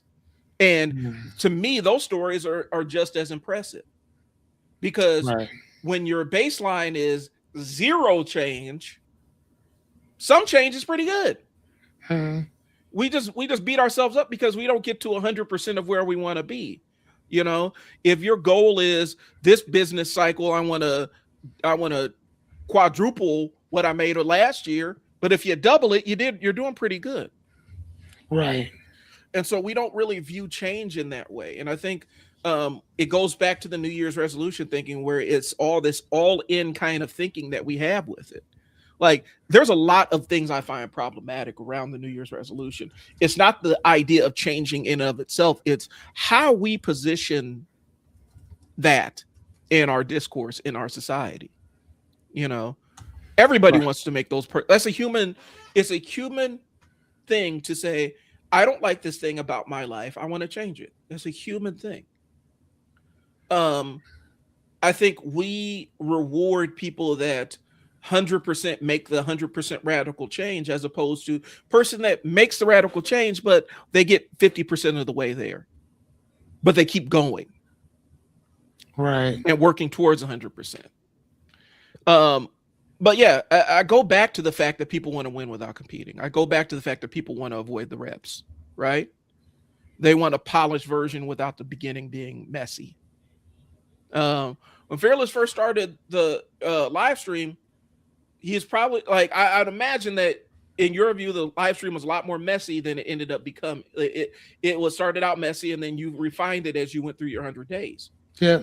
But if you were expecting it to be 100% polished from Jump Street, you would have quit within 5 days. Yes. Yeah, because I didn't know what I was doing. But again, going the why and my principles that were already there. My principles told me that you're gonna do this because you said you're gonna do it. You're gonna show up because you said you would show up. Right. So everything else on there was just, icing on the cake or a fly in the punch bowl. But you still got to keep showing up. How many times did I show up and my internet went out? Yeah. You know what I'm saying? I mean, that happened several times. How many times did I show up and I'm asking questions and nobody's participating with anything. Right. You know what I'm saying? Like how many times do I show up there and and nobody's there? I mean, so dude, I mean, or the same exact people keep showing up and nobody else shows up for anything else that we got going on. So Right. again though, dude, I mean it's just it's one of those things, man. So your why has to be more important than I would say your why and your follow through. Yeah. Like period. If you can't get past those two things, you're gonna fail. I assure you. It's a crapshoot. You're gonna fail. Right. And I think, um, like I said, it goes back to that unforgiving nature of human beings. Like we just end up beating ourselves. Like I don't know. There's this thing where we're not happy with the progress we made. I struggle with it sometimes, where I sit there and say, I look back on, man, I didn't get this accomplished, but then I don't look at how much I got accomplished. You know, it is what it Right. is. Yes. So let's go back into the discomfort that I want you to talk a little bit about your the way that you handled the 100 days of live streaming. Like, do you see it in different phases, like your different layers of comfort, getting more used to it? How was what was your process like with that, Fearless? Okay, you ask me one more time. Well, like when you were doing your 100 days of live streams, right? Could you feel like different layers of progress with it? Like you're like, okay, I'm more comfortable with this aspect of it. This doesn't suck as much. Like what was your entire thought process as you're progressing through your 100 days? Um, I told you, man. I had 100 days, Hmm. and I wanted to. I knew that I love teaching, and that's all I focused on. I just focused on that, and the fact that ChatGPT can basically kind of you can have an idea and just take it and run with it. That's all I did, and I did that for an hour and a half every single night for 100 nights. Yeah.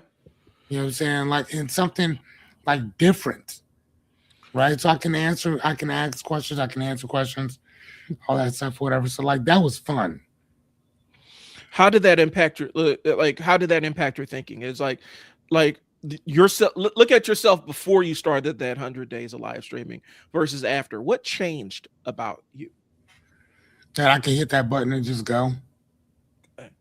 That I can put together my presentation and I can just shoot it. Okay. Like yeah, I mean, regardless of who's around, regardless of why I'm doing it or whether people agree with it or not. Not only that though, but I've also started to understand that if you, I think if you, I think that if you build it, they will show. Okay. You know, kind of like the Field of Dreams type of thing. If you build it, they will come. I think if you build it, people will show up, or whatever for their own particular reasons. But I think that people will. If they know who you are and what you're doing, and you also got to remember too, people may not watch you on the front end; they may catch you on the back end. Yep. I also didn't know that either. I also didn't know that the people that really rock with you, you don't see them on the live because they're usually doing something different. Yeah, like I said, you'll see them usually on the back end type stuff or whatever. So, and people will walk up to you like, "Hey, man, I watched your thing, man. That was kind of tight. That's Yeah. cool." And that's the dope thing. Speaking of which, if you're seeing us on the Trial and Error YouTube channel, I finally got my expanded hard drive, and so now I have the space to actually do a lot of this editing. So I have an entire back catalog of stuff that you're going to start seeing edited versions of on that channel, as opposed to just the live streams and clips. So be prepared for that as we roll into the next year. And Right. so that's going to be something that's coming. But yeah, man. The thing is, as you start making the change, as you start living and breathing it, your brain chemistry alters. Your desires and wants and needs start shifting. It's a really fun and interesting process, but you got to get past the part that sucks first. Because was it always fun doing the 100 days fearless? Did you always want to No, do it? no, I did not. No, no, and and I will also tell you too. That is the one thing that that's something else that I learned too. I love to teach, but I don't want to produce my own stuff. I don't like seriously. I don't want to go through all that. I don't want to do. I like what we're doing right now. Yeah, I could do this all day long, every single day, no problem. But if you think about it, you're the one producing it. yeah. Fearless told Like, me straight up, he's like, because we started this as a recorded thing, and he's like, I don't want to edit. I don't want to yep, look at. I don't want. Yep, go ahead, tell them. I don't want to look at editing. I hate going back and watching old videos and stuff like that. I just like to record it and ship it, and I don't want to see it.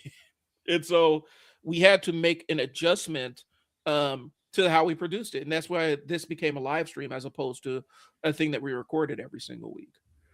Yeah, yeah. I mean, no, because what did I tell you? I'm like, dude, I'm tired. I don't want to. That let's just shoot and let's just shoot and go. Let's just Shoot and shoot it and go. get it over with. Let's just shoot and go. Like that's. And again, bro, like if somebody else edited and did it all myself, if all I had to do is just sit, do my thing, and somebody else Hmm. produced everything, bro, I would still do it every night. Yeah. No problem. I just Well, don't want to. I don't want to do all that stuff. No. yeah. You don't want the overhead of it, and I understand it. Like I'm looking at next year hiring an editor to help with all the stuff that I'm recording, because the editing piece is one of the harder pieces. That's Y'all. the biggest part about it. That like, no, I mean, I'll shoot it and I'll just put it out Right. as is. Like sneezing, farts, burps, you get it all. Yeah. I would rather, but again, that also comes from the fact that we do it enough where we have the repetitions in where it's not that big of a deal to outsource pieces of it. But you have to get to that point. You have to have a library. I got 52 weeks of stuff. Right. Aren't there cheap outsourced editors? Yeah, but I have standards because I know how to edit my own stuff. And so if I was hiring myself as an editor, I wouldn't be cheap. Does that make sense? And so a cheap outsourced editor is going to provide you cheap outsourced results more times than not. Yeah. And so I have a certain level of standard since I know how to edit. That's just something I have in my bag. I can edit it myself. You know what? Also, another thing too, man, is, and I mean, and maybe this could be a thing too, though, dude. Maybe this could be a thing for you as well, or for somebody out there that really wants to put some stuff out. Is I'm gonna text it to you, All and right. if I'm gonna text it to you, I'm not gonna say this out loud because you might be like, oh shit, that's actually a really good idea. So, Another thing too, man, you need to come get your present, man. oh, okay. Oh, shoot. Okay, I appreciate it. Yeah. I'll be out traveling again, doing the Bellevue thing probably sometime next week. So I'll pick a time. We'll sit down and talk about it off air. Um the thing okay, so here's the thing. I know like I have targets of editors that I actually want to interact with that I've seen their work and stuff. And so it's building the money to be able to do it, because the thing about YouTube, the thing that if you want to be successful at it, you need an editor that has a proven track record of success with other channels that are in the similar genre, right? And so I would be going for the people that edits a lot of video essayists and stuff like that. Yeah, I'm with that. Do you think we should say that out loud, or keep this one? Let's keep this one for right now. Oh, yeah. But Yeah, you see where I'm going with that, though, right? right. That right there. If you can tweak that just right, Mhm. that is a gold mine. Oh yeah, I actually built. That was one of the first models I started building. I'll explain it to you. Dude. I'll start explaining it to you But, and why. but the fact that you're like, nah, I'm good. Let's keep that off air. Told you. Yeah. And that just popped into my head. So Okay. the thing is, so when hiring a cheap editor, like outsourcing it and stuff like that, I so this is kind of one of those aspirational things, right? my goal is to produce the kind of money where the cost of the editor doesn't matter, and I get my choice of editor, right? In order to get to that level, I'll edit what my standard of editing is until I have that cash flow to go out and hire the editor that I want. The thing I will not do is pay somebody and compromise, because I've done that. I've actually paid an editor who was good, but we didn't align from an artistic standpoint. And the outcomes that they produced didn't make the video successful, if you will. Right. And then not only that, though, but how readily available are they? Yeah. Because like again, if you, and then not only that though, but how many revisions will they make? Yeah, because sometimes some of them will consistently charge you, or they'll make 3. So again, you can show them kind of what you're looking for, or looking at, or blah blah blah blah blah. And then, but sometimes if their work isn't, you might see one thing that's like, oh my God, it's good job, close to this, but then the other ones suck. And then they're like, well, this is going to take me another week because I already got enough. I already have, 3, 4, 5 other individual projects that I'm working on. Well, and the last thing, the last thing I'll throw in there while it's in my brain, and this is something I experienced directly, especially when it comes to Fiverr editors or editors that are from another country. Sometimes the media that they'll use isn't geo-locked in, it's not restricted in their area, but it's absolutely restricted in the United States. And then as soon as I upload that video, I get flagged because the music they use or the clips they use, they didn't have any clearance for it. It wasn't a problem where they were, but it's a problem where I was. And then I have to send it back for revisions. And if it's like the second or third revision, now I have to pay for the revision. And now I'm sitting there like, hell, I'll just edit it myself. Because now I got to go through or remove the pieces that are getting me flagged. And I don't, I'd rather deal with an editor in the States that we're also in the same area, like we exist in the same place. So we have we're under the same copyright law and under the same fair use. So there's layers to it. I understand, like for a website, outsourcing a website and stuff, I have a guy that does websites and stuff. But like, there are specific areas that I will outsource to somebody who's not here, or I'll do a Fiverr thing. Yeah. And I mean, I love Fiverr. Yeah. Don't get it twisted. Upwork, is that what it's called? Upwork too. Upwork is pretty cool too. Outsource, I think I forgot the other name of it. Is whatever. A lot of them are really cool. It's just that sometimes, man, it's but it also depends, I think, on what you're using it for. Right. You know what I'm saying? Like again, we're talking about producing our videos or whatever. So again, that means that they have to go through all the stuff that we talked about, everything. So again, if you got 5 or 6 different people and somebody's podcast is 2 hours, and you got 5 people, that's 2, 4, 6, 8, 10. That's 10 hours right there of just watching everybody's stuff. And you're not even, and that's not even touching the reviews. That's not even touching the all the what am I thinking of? All the things that you have to touch and change and fix and alter and delete and add music and all that stuff.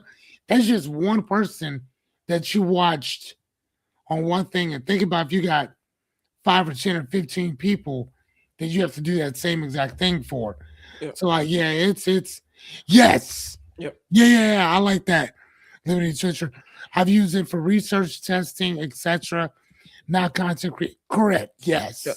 And so my goal eventually is to turn this into a media company, right? And so we would have an editor on staff, or at least one that is on a retainer that always has a hole in their schedule for when we give them new content.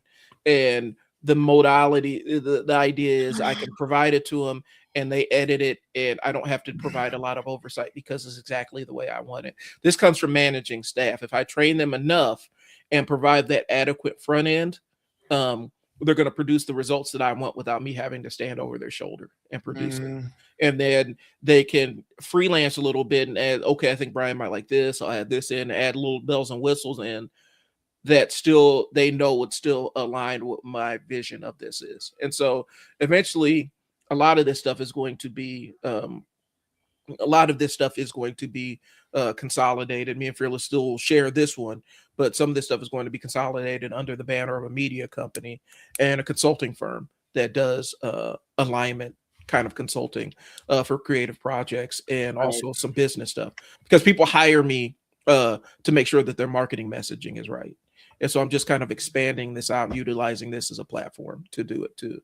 Right. Um, and so there's a bigger plan. And so yeah, I appreciate the input. The thing we're talking about is the change piece of it, and so that's part of the resolution piece.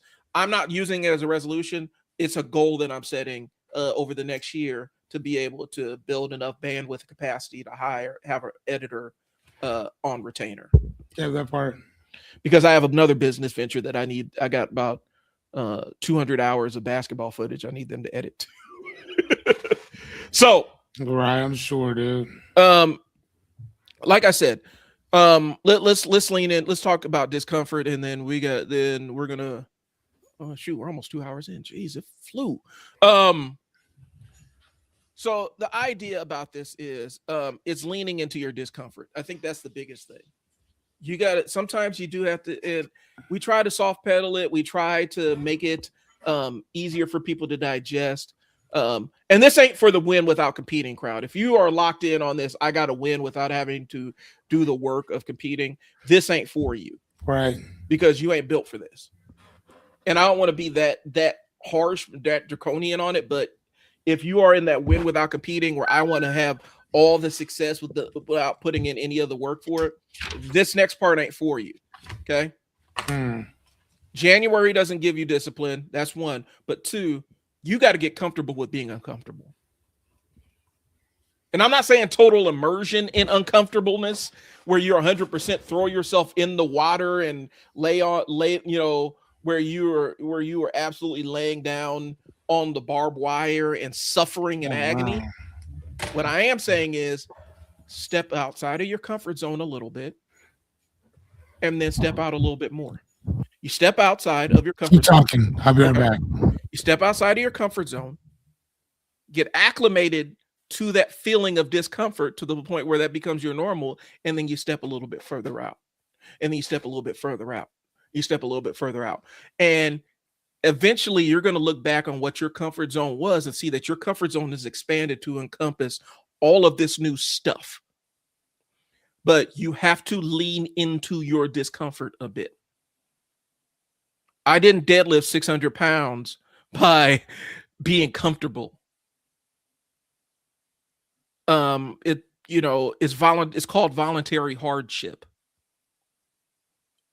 Weightlifting is powerlifting, strength lifting for strength is embracing the concept of voluntary hardship. This is going to be difficult, and I'm volunteering for it, because if lifting this 600 pounds on this bar is the hardest thing I do all day, then the rest of the day is a cakewalk. That's the mentality right there. Leaning into your discomfort a little bit is going to be huge when you want to make these transformative changes. If you aren't willing to be uncomfortable, if you think that your change is going to be comfortable, you're setting yourself up to not be successful.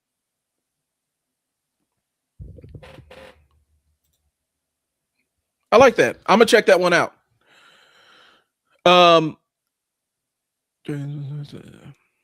Create your life's work. One of the things I did, so my old life, I taught behavioral management for parents and for kids. Sorry, my mic is kind of going askew here.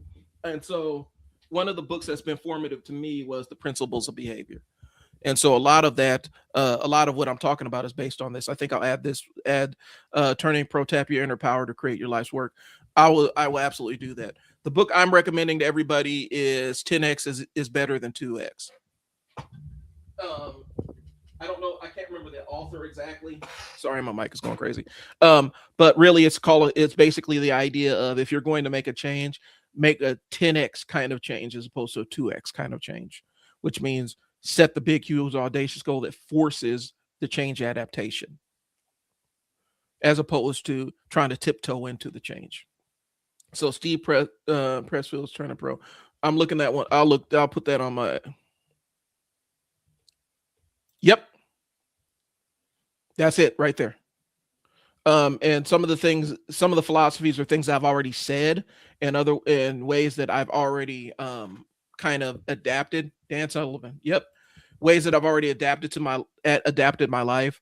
Um, and so it was just kind of reaffirming some things I already knew, but it's a really good book to get you to think about how you make these big huge changes in your world, and how you actually set goals for yourself. And so I've always been shoot a goal that overshoots your target by a large margin, so that when you make that change, all you have to do is, if you do 50% of that, you're a lot further than you were from the beginning. So yeah, I think the challenge for people is they want to stay comfortable as opposed to leaning into their area of discomfort, and forcing themselves to be comfortable with being uncomfortable. That makes sense. Get comfortable being uncomfortable. Okay.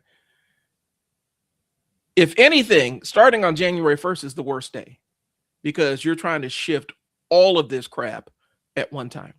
You're trying to fulfill 5 different New Year's resolutions.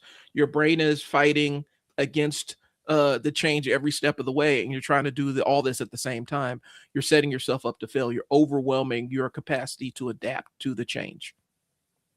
So again, if you're going to make that change, start making it now. Without struggle or discomfort, there is no growth. That is true. Um, and understand there's a difference between, and so I'll say this because I've run into the no pain no gain people. When I'm talking about like weights and stuff, you don't have to be in pain to make radical changes in the weight room. And I think I see a lot of people do that, where they think that they got to go in and hurt themselves, and being sore and being in agony is part of getting better. And it's really not, unless you are trying to be a bodybuilder or a professional power lifter or strongman competition or a professional CrossFitter.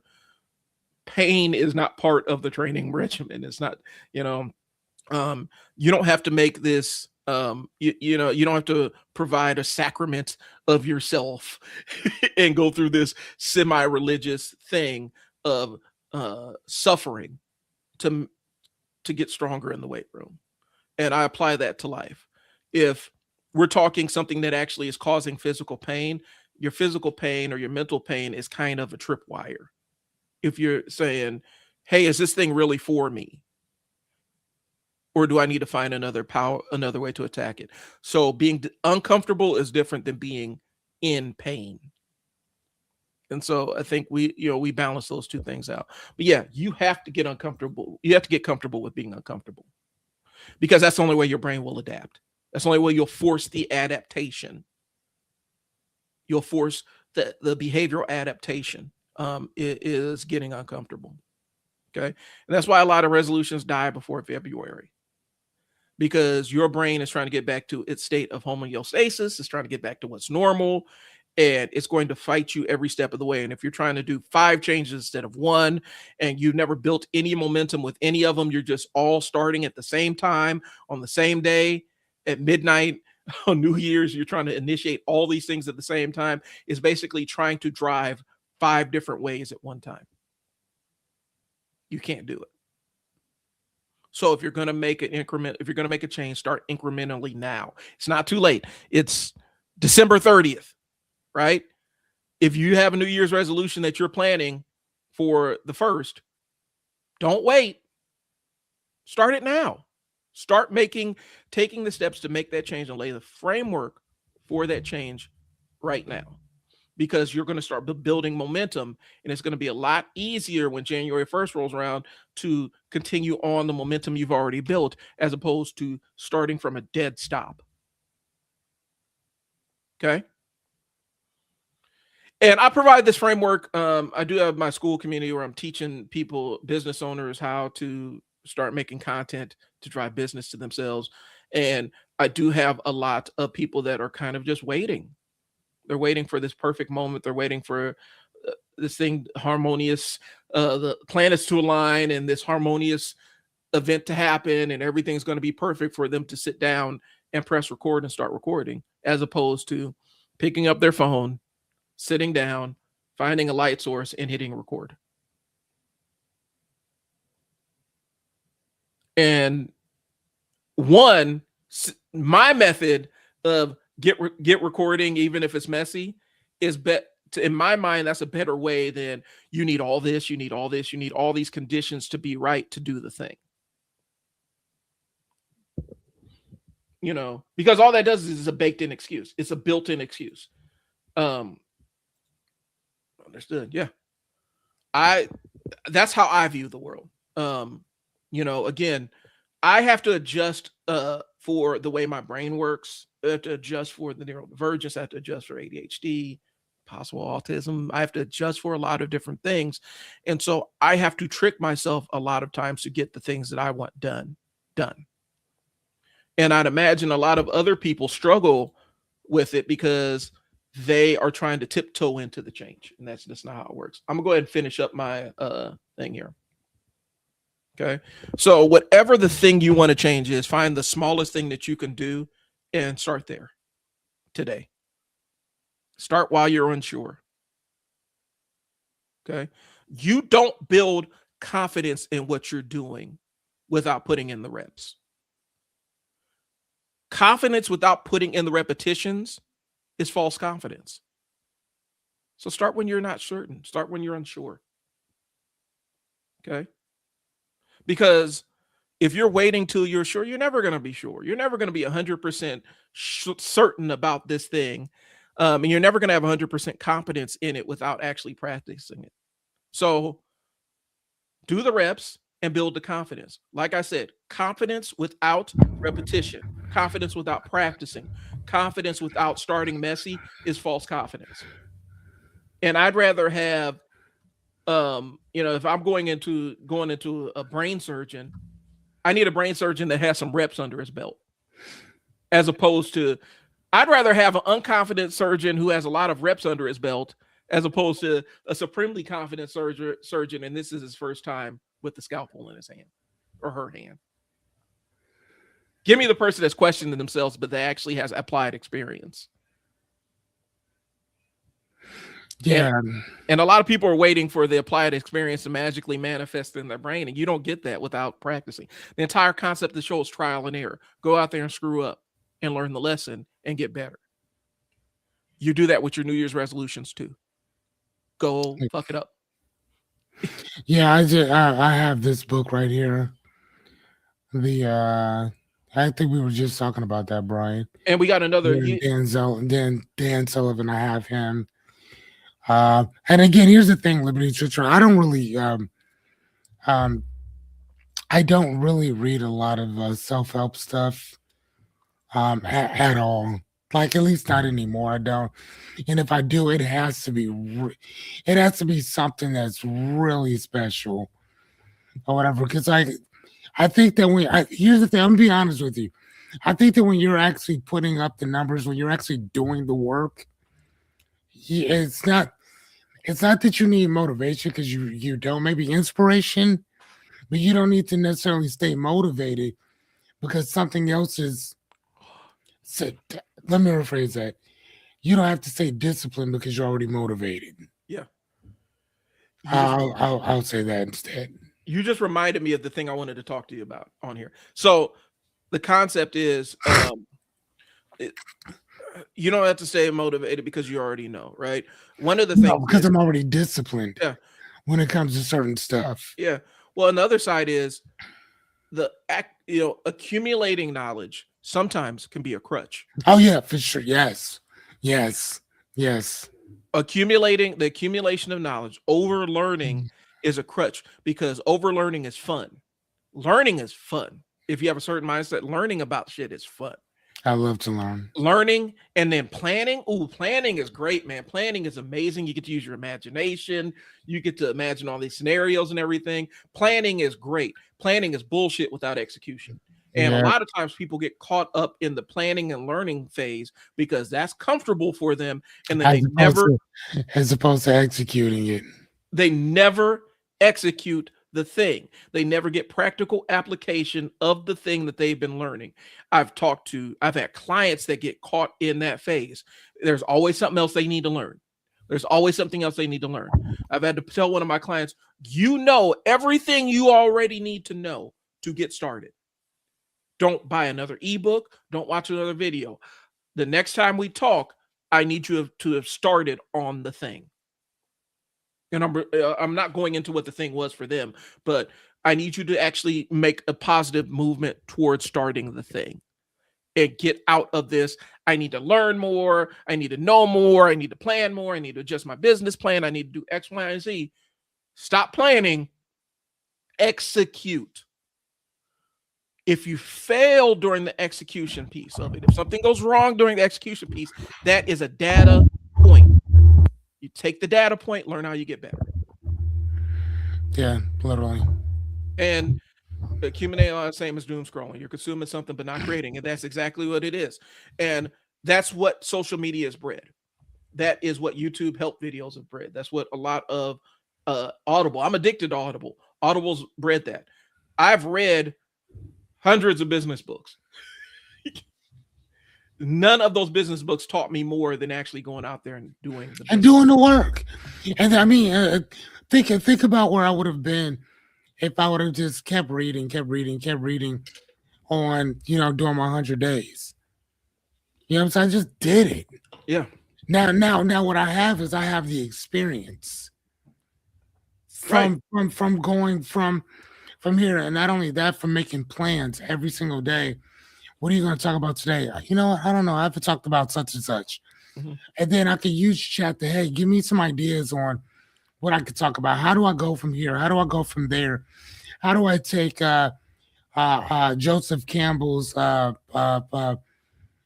Hero of a Thousand Faces, the hero's journey? How do I take that? How do I extrapolate that? How do I expand that? Right.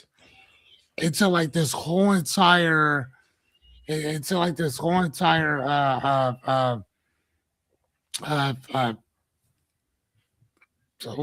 word do I want to use? Into this whole entire like 3-phase seminar type thing. How do I put all that in there? How do I break it up so people understand where they actually are? Because I think that from the standpoint that Joseph Campbell was talking about, mm-hmm. the hero's journey, first and foremost, the hero's journey is a story like ours, but the difference is that every hero that he was talking about was half man, half God. Right. Every one of them.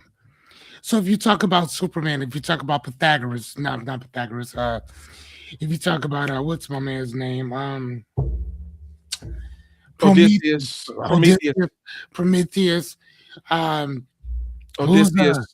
Odysseus, Kim too. Basically, if you talk about any of them, Samson, or whatever. Like, sorry about that. Mario, or whatever. Like, again, they're half man, half God. Type of type of situational or whatever. So yeah, so that's kind of what a lot of those people are. So like when people are talking about when they're talking about that, it's like, oh, how do you do this and how do you go from here to there? You're talking about people who have a whole leg up on you, right? Now the stories still could be the same, whatever. First and foremost, you live in the ordinary world, and then you get this call to action, this call that just this chitter chatter, right? Right. And at that point, you either make a decision to either go with that or not. And if you choose to go with it, eventually you're going to find a guide. Yeah. A guide could be, it could be anyone, it could be anything, right? So then you kind of go from there or whatever. But I love stuff like that. That's my shit. Well, when the student is ready, the teacher will appear, kind of. And it always does, man. It always does, but I think that the hero's journey will at least allow you and let you know exactly where you are. And it also, I think, it warns you of what's coming, positive and negative. Right. It also helps you to set the guidelines for not only what's coming, but bro, stay strong, stay down, stay on top of that type of stuff, whatever, because help is on the way, but you got to be working for it to come. Right. You know what I'm And, saying? Like you got to be already working for it. well, and I think the thing I'm gonna throw in there, Fearless, is Go ahead. um like I've read, the Robert Greene books. That's like always a lot of times people's first entry into really self-help books is the Yeah. 48 laws of power and all the other stuff. But again, that's based on manipulating people. And so I'm getting into that. It's Uh, based on manipulating them. It's not based on helping. no, it's not. And that's what I'm saying. What happens is when you do that, when you get into like those kind of books, that's always somebody's first intro into self-help, right? For And sure. it has a couple of lessons in there that people try to emulate in their real lives, and then they don't get the results they're looking for. And one of the ones is plan all the way to the end, right? And that ends up becoming a trap for them because they try to plan all the way to the end. But the example, I think that was like it might have been what was it, Napoleon or whoever the example was. They had this amazing execution and they were able to plan for each step of they do X, I'm gonna do Y, and they're able to counter each step along the way. You don't get to plan all the way until the end until you have experience doing the thing that you're trying to execute. Correct. And then that's so important Yeah. because here's the thing, and let's really put this out there. The 48 laws of power is not for it is not for the average everyday Joe. Let me No. look into my camera and tell you this. It is not. Let me repeat again. The 48 laws of power is not for the everyday average citizen. It's not meant for you. No. You want to know what it's meant for, and I'll give it to you in plain everyday English. It's meant for senators. It's made for people who are already next to the king. Mhm. So in our time, where we are, we live in America. So it would be the person that's next to the boss. It's next to the person that's the president. It's Mhm. next to the person that's next to the CEO. It's not a person that just came in off the streets and decided that, you know what, this is my objective, because your objective you may never get to that particular place Right. ever. So it's not made for you. It is made for people who are already within earshot of the crown. Mhm. If you're not there, bro, that's not that. That's not for you. Now you can use certain principles. Now Mhm. I'm not gonna tell you that out of all those 48 laws, that you can't use any of them. But what I would tell you is this. What I would tell you is this. I think it's the fourth or the fifth one where it tells you that your reputation Is everything. is Guard it with your everything. life. You need to guard it with your life. But the problem is that your reputation isn't yours. Mhm. Your reputation is the opinion that other people have about you, So right? So you can try to, but what happens if you're dead?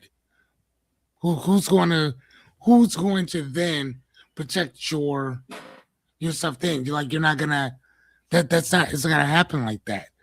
So therefore, what do we do? You see what I'm saying? So you can't you can't protect yourself against something that doesn't belong to you. that's where I'm going with it. It does. It's not yours. The book is it's basically how to be a paid sociopath.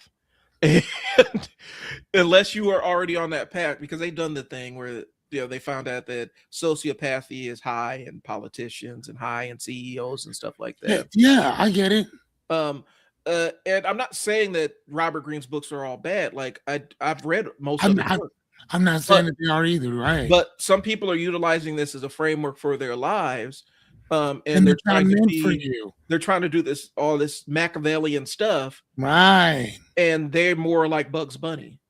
Yeah. Like they're that the Bugs Bunny level Or as opposed motherfucking to or Elmer Fudd. right. They're You Elmer you Fudd didn't trying to get be you're Machiavelli. not gonna get that. That's not you.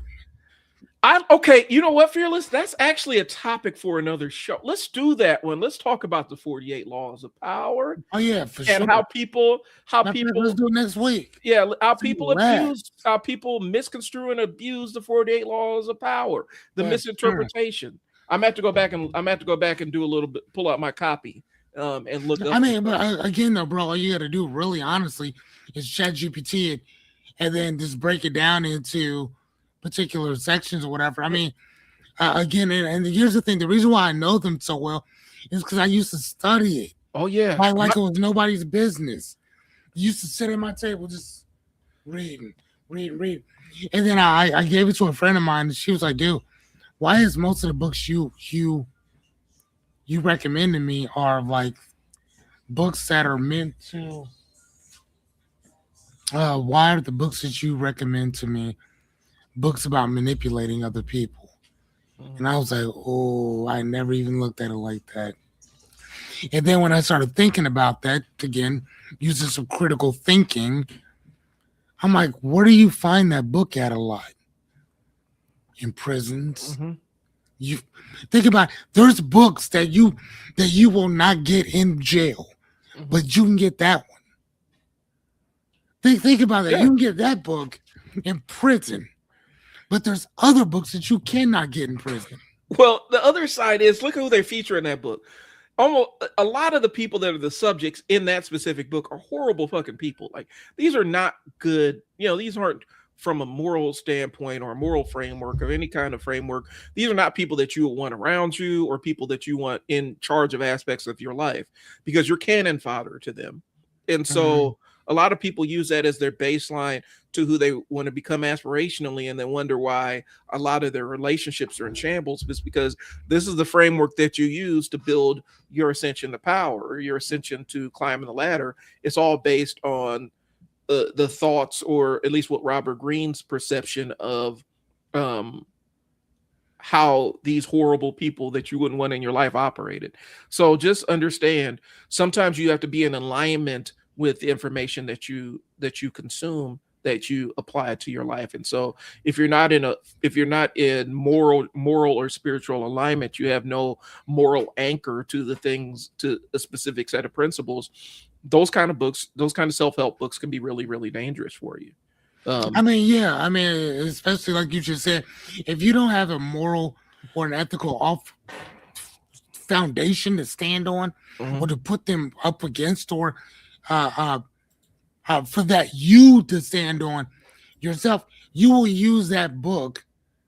I mean, this is the same as other books that people have used mhm, to commit all kinds of atrocities and then be like, well, this is where I learned it. mhm. Or this book told me that I can do this to you. Or this book says that you know what I'm saying? Like this is how I do this to you. I mean, not to even mention that Robert Greene himself said that I took all these different not mathematicians, these war strategists, Mhm. strategists of war. And he 33 strategies of war. of no, but he took these militant minds, and that's where all these things kind of came from, Mhm, right? That's where these things came from. If you look at the Tao Te Ching, one of the principles in there is that if I have to go to war with you, I'm not basking in glory of this. I'm not walking around with a smile on my face, knowing that I have to go do what I got to do to you. right, This is a day of sorrow, not rejoicement. right. I mean, come on, boy, stop. And I'm the just other saying. side is I'm just saying. if you view everything outside as a war or you're at war with all this stuff, everything becomes collateral damage. Everything, And that everybody, includes the people that you love, your kids, your family.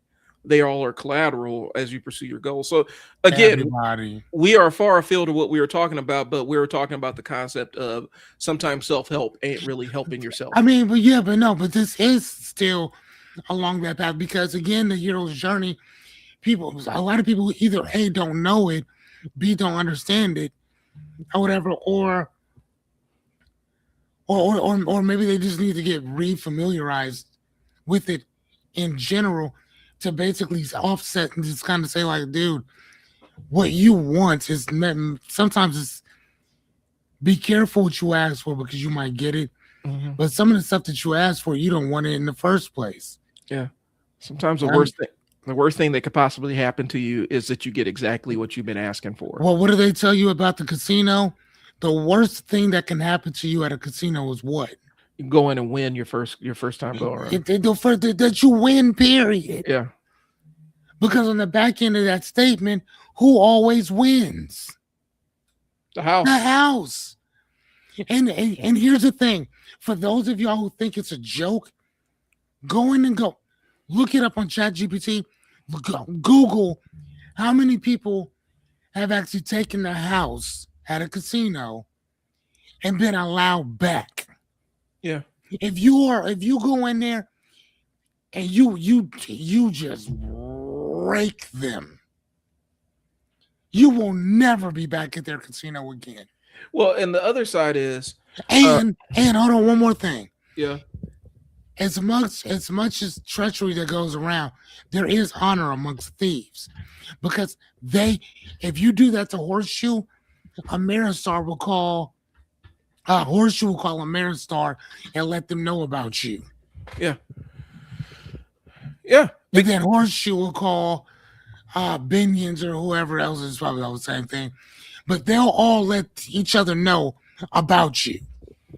Well, the last piece about it is, and not the last piece, but I know Vegas has been in an economic downturn because they've made it so they've pushed the middle class people that have normally been providing their entire economic framework out. Out. So the middle class vacationers is no longer a cheap vacation to go to Vegas, and they've done it by removing a lot of incentive. They've made the buffet super expensive. You don't get comped for anything as a gambler. And they've even gone to the point of like I used to do blackjack a lot. Like I was pretty good at blackjack. Um, Vegas has changed the odds on their blackjack. They've changed, how many decks are in the shoe and all kinds of other stuff. It shifts the odds. It's microscopic on paper, but it is huge in application. They've shifted the odds more towards the house because it used to be your best odds against the house was blackjack because you're more in control of the luck and the decision making process. Right. It's not is you have a little bit more control over it. But yeah, man, they've changed the odds table. So that and they've driven a lot of middle class people out of Vegas uh just because they shifted the odds and they made it because of those shifted odds. They shifted the odds and you got a lot of private equity involved. And so they're like going after the whales and everything, not understanding that when you start hunting all the whales, eventually there's not enough whales to snipe Right. because whales get hip to it and like, oh, y'all just trying to juice us and it's boring now. It's passe. I have the option to go instead of going to Vegas, I'll just go to Monaco. You know what I'm saying? Like I can afford to go gamble other places. And so the economics of Vegas has always been a middle class vacation for regular people that are just looking to get away from their mundane lives. They've chased all those people out of town. When my wife and went a couple when my wife and I went for me and my from our agency, we traveled as my marketing agency. When we went to Vegas, it was not made for regular people anymore. Like it's $8 bottle of water. You know what I'm saying? Dude at the front desk is like, hey, don't drink the waters in the fridge. Please don't. If you drink the waters that are in your room fridge, that's going to be another $80 that we add to your bill. Crazy work. They made it so that it's not GLPs a factor. People just don't want to eat as much or drink alcohol. GLPs cause them not to gamble like they used to. Yeah, there's some aspects of it where it reduces your impulsivity and your addictive behaviors too. But a lot of the seasoned gamblers are turned off of Vegas just because they screwed up the odds table. Oh You wow. you can't like they've made it impossible for you to ever really win in that small window that you could actually win and make money. Um, And so we are far afield of what we're talking about. So this is what we're going to do. We're going to put a stake in this conversation. New Year's resolutions. We're going to say, oh, you live in Vegas. Yeah. Things are so expensive here now. Yeah. We came down and experienced it like this is too expensive to be sustainable for a regular vacation. These used to be cheap.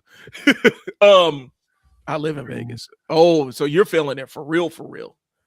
But yeah, we're gonna put a stake in the conversation. Next week, we're gonna be deconstructing 48 laws, man. 48 laws of power. To put a pin in what we're saying, your New Year's resolutions, as you imagine them, are kind of BS. You have to set a framework so that you can make the change. My take is if you decide you need to change things, start making the incremental change now. And then by New Year's, you already have the framework laid out. It's not too late. Okay. So that's what I'm saying. Be kind to yourself in this process of change, and don't beat yourself up if you don't quite hit the goal that you're aiming for. At least you're further along than when you started. That's all I got. Okay. Fearless, do you have anything? I actually do not. All right, cool. I'm good to GO. Do you want me to drop your QR code up there so people can call Fearless? I'm looking. No. I think I'm gonna change some stuff up a little bit. All right, I'll throw mine up there. This is my QR code for my stand store. This is where I have all my social media marketing tools. I have an entire pack full of engineered AI prompts that I use to analyze businesses and write content and things along those lines. The marketing stuff is really based on my decades of experience, plus a lot of the sources that I've read and referenced. And so when you utilize one of these prompts, it's going to say, take somebody through the 5 layers of awareness and stuff like that. And so these are prompts that you can copy and paste into your AI of choice and get outputs, because one of the things about utilizing ChatGPT or Claude or whatever else you're utilizing, even Gemini, and Gemini is really, really good now. Garbage in, garbage out. If you have garbage prompts on the front end, you're not going to get great outputs. And so I have those for sale. Plus, I do have my school community that I've opened up where I'll teach you how to create content that makes money. So that's what I got. I do appreciate you. We'll be back at y'all next week. 48 Laws of Power. We're kind of deconstruct it. We'll talk to you later. It's Brian and Fearless with Trial and Error. Doses.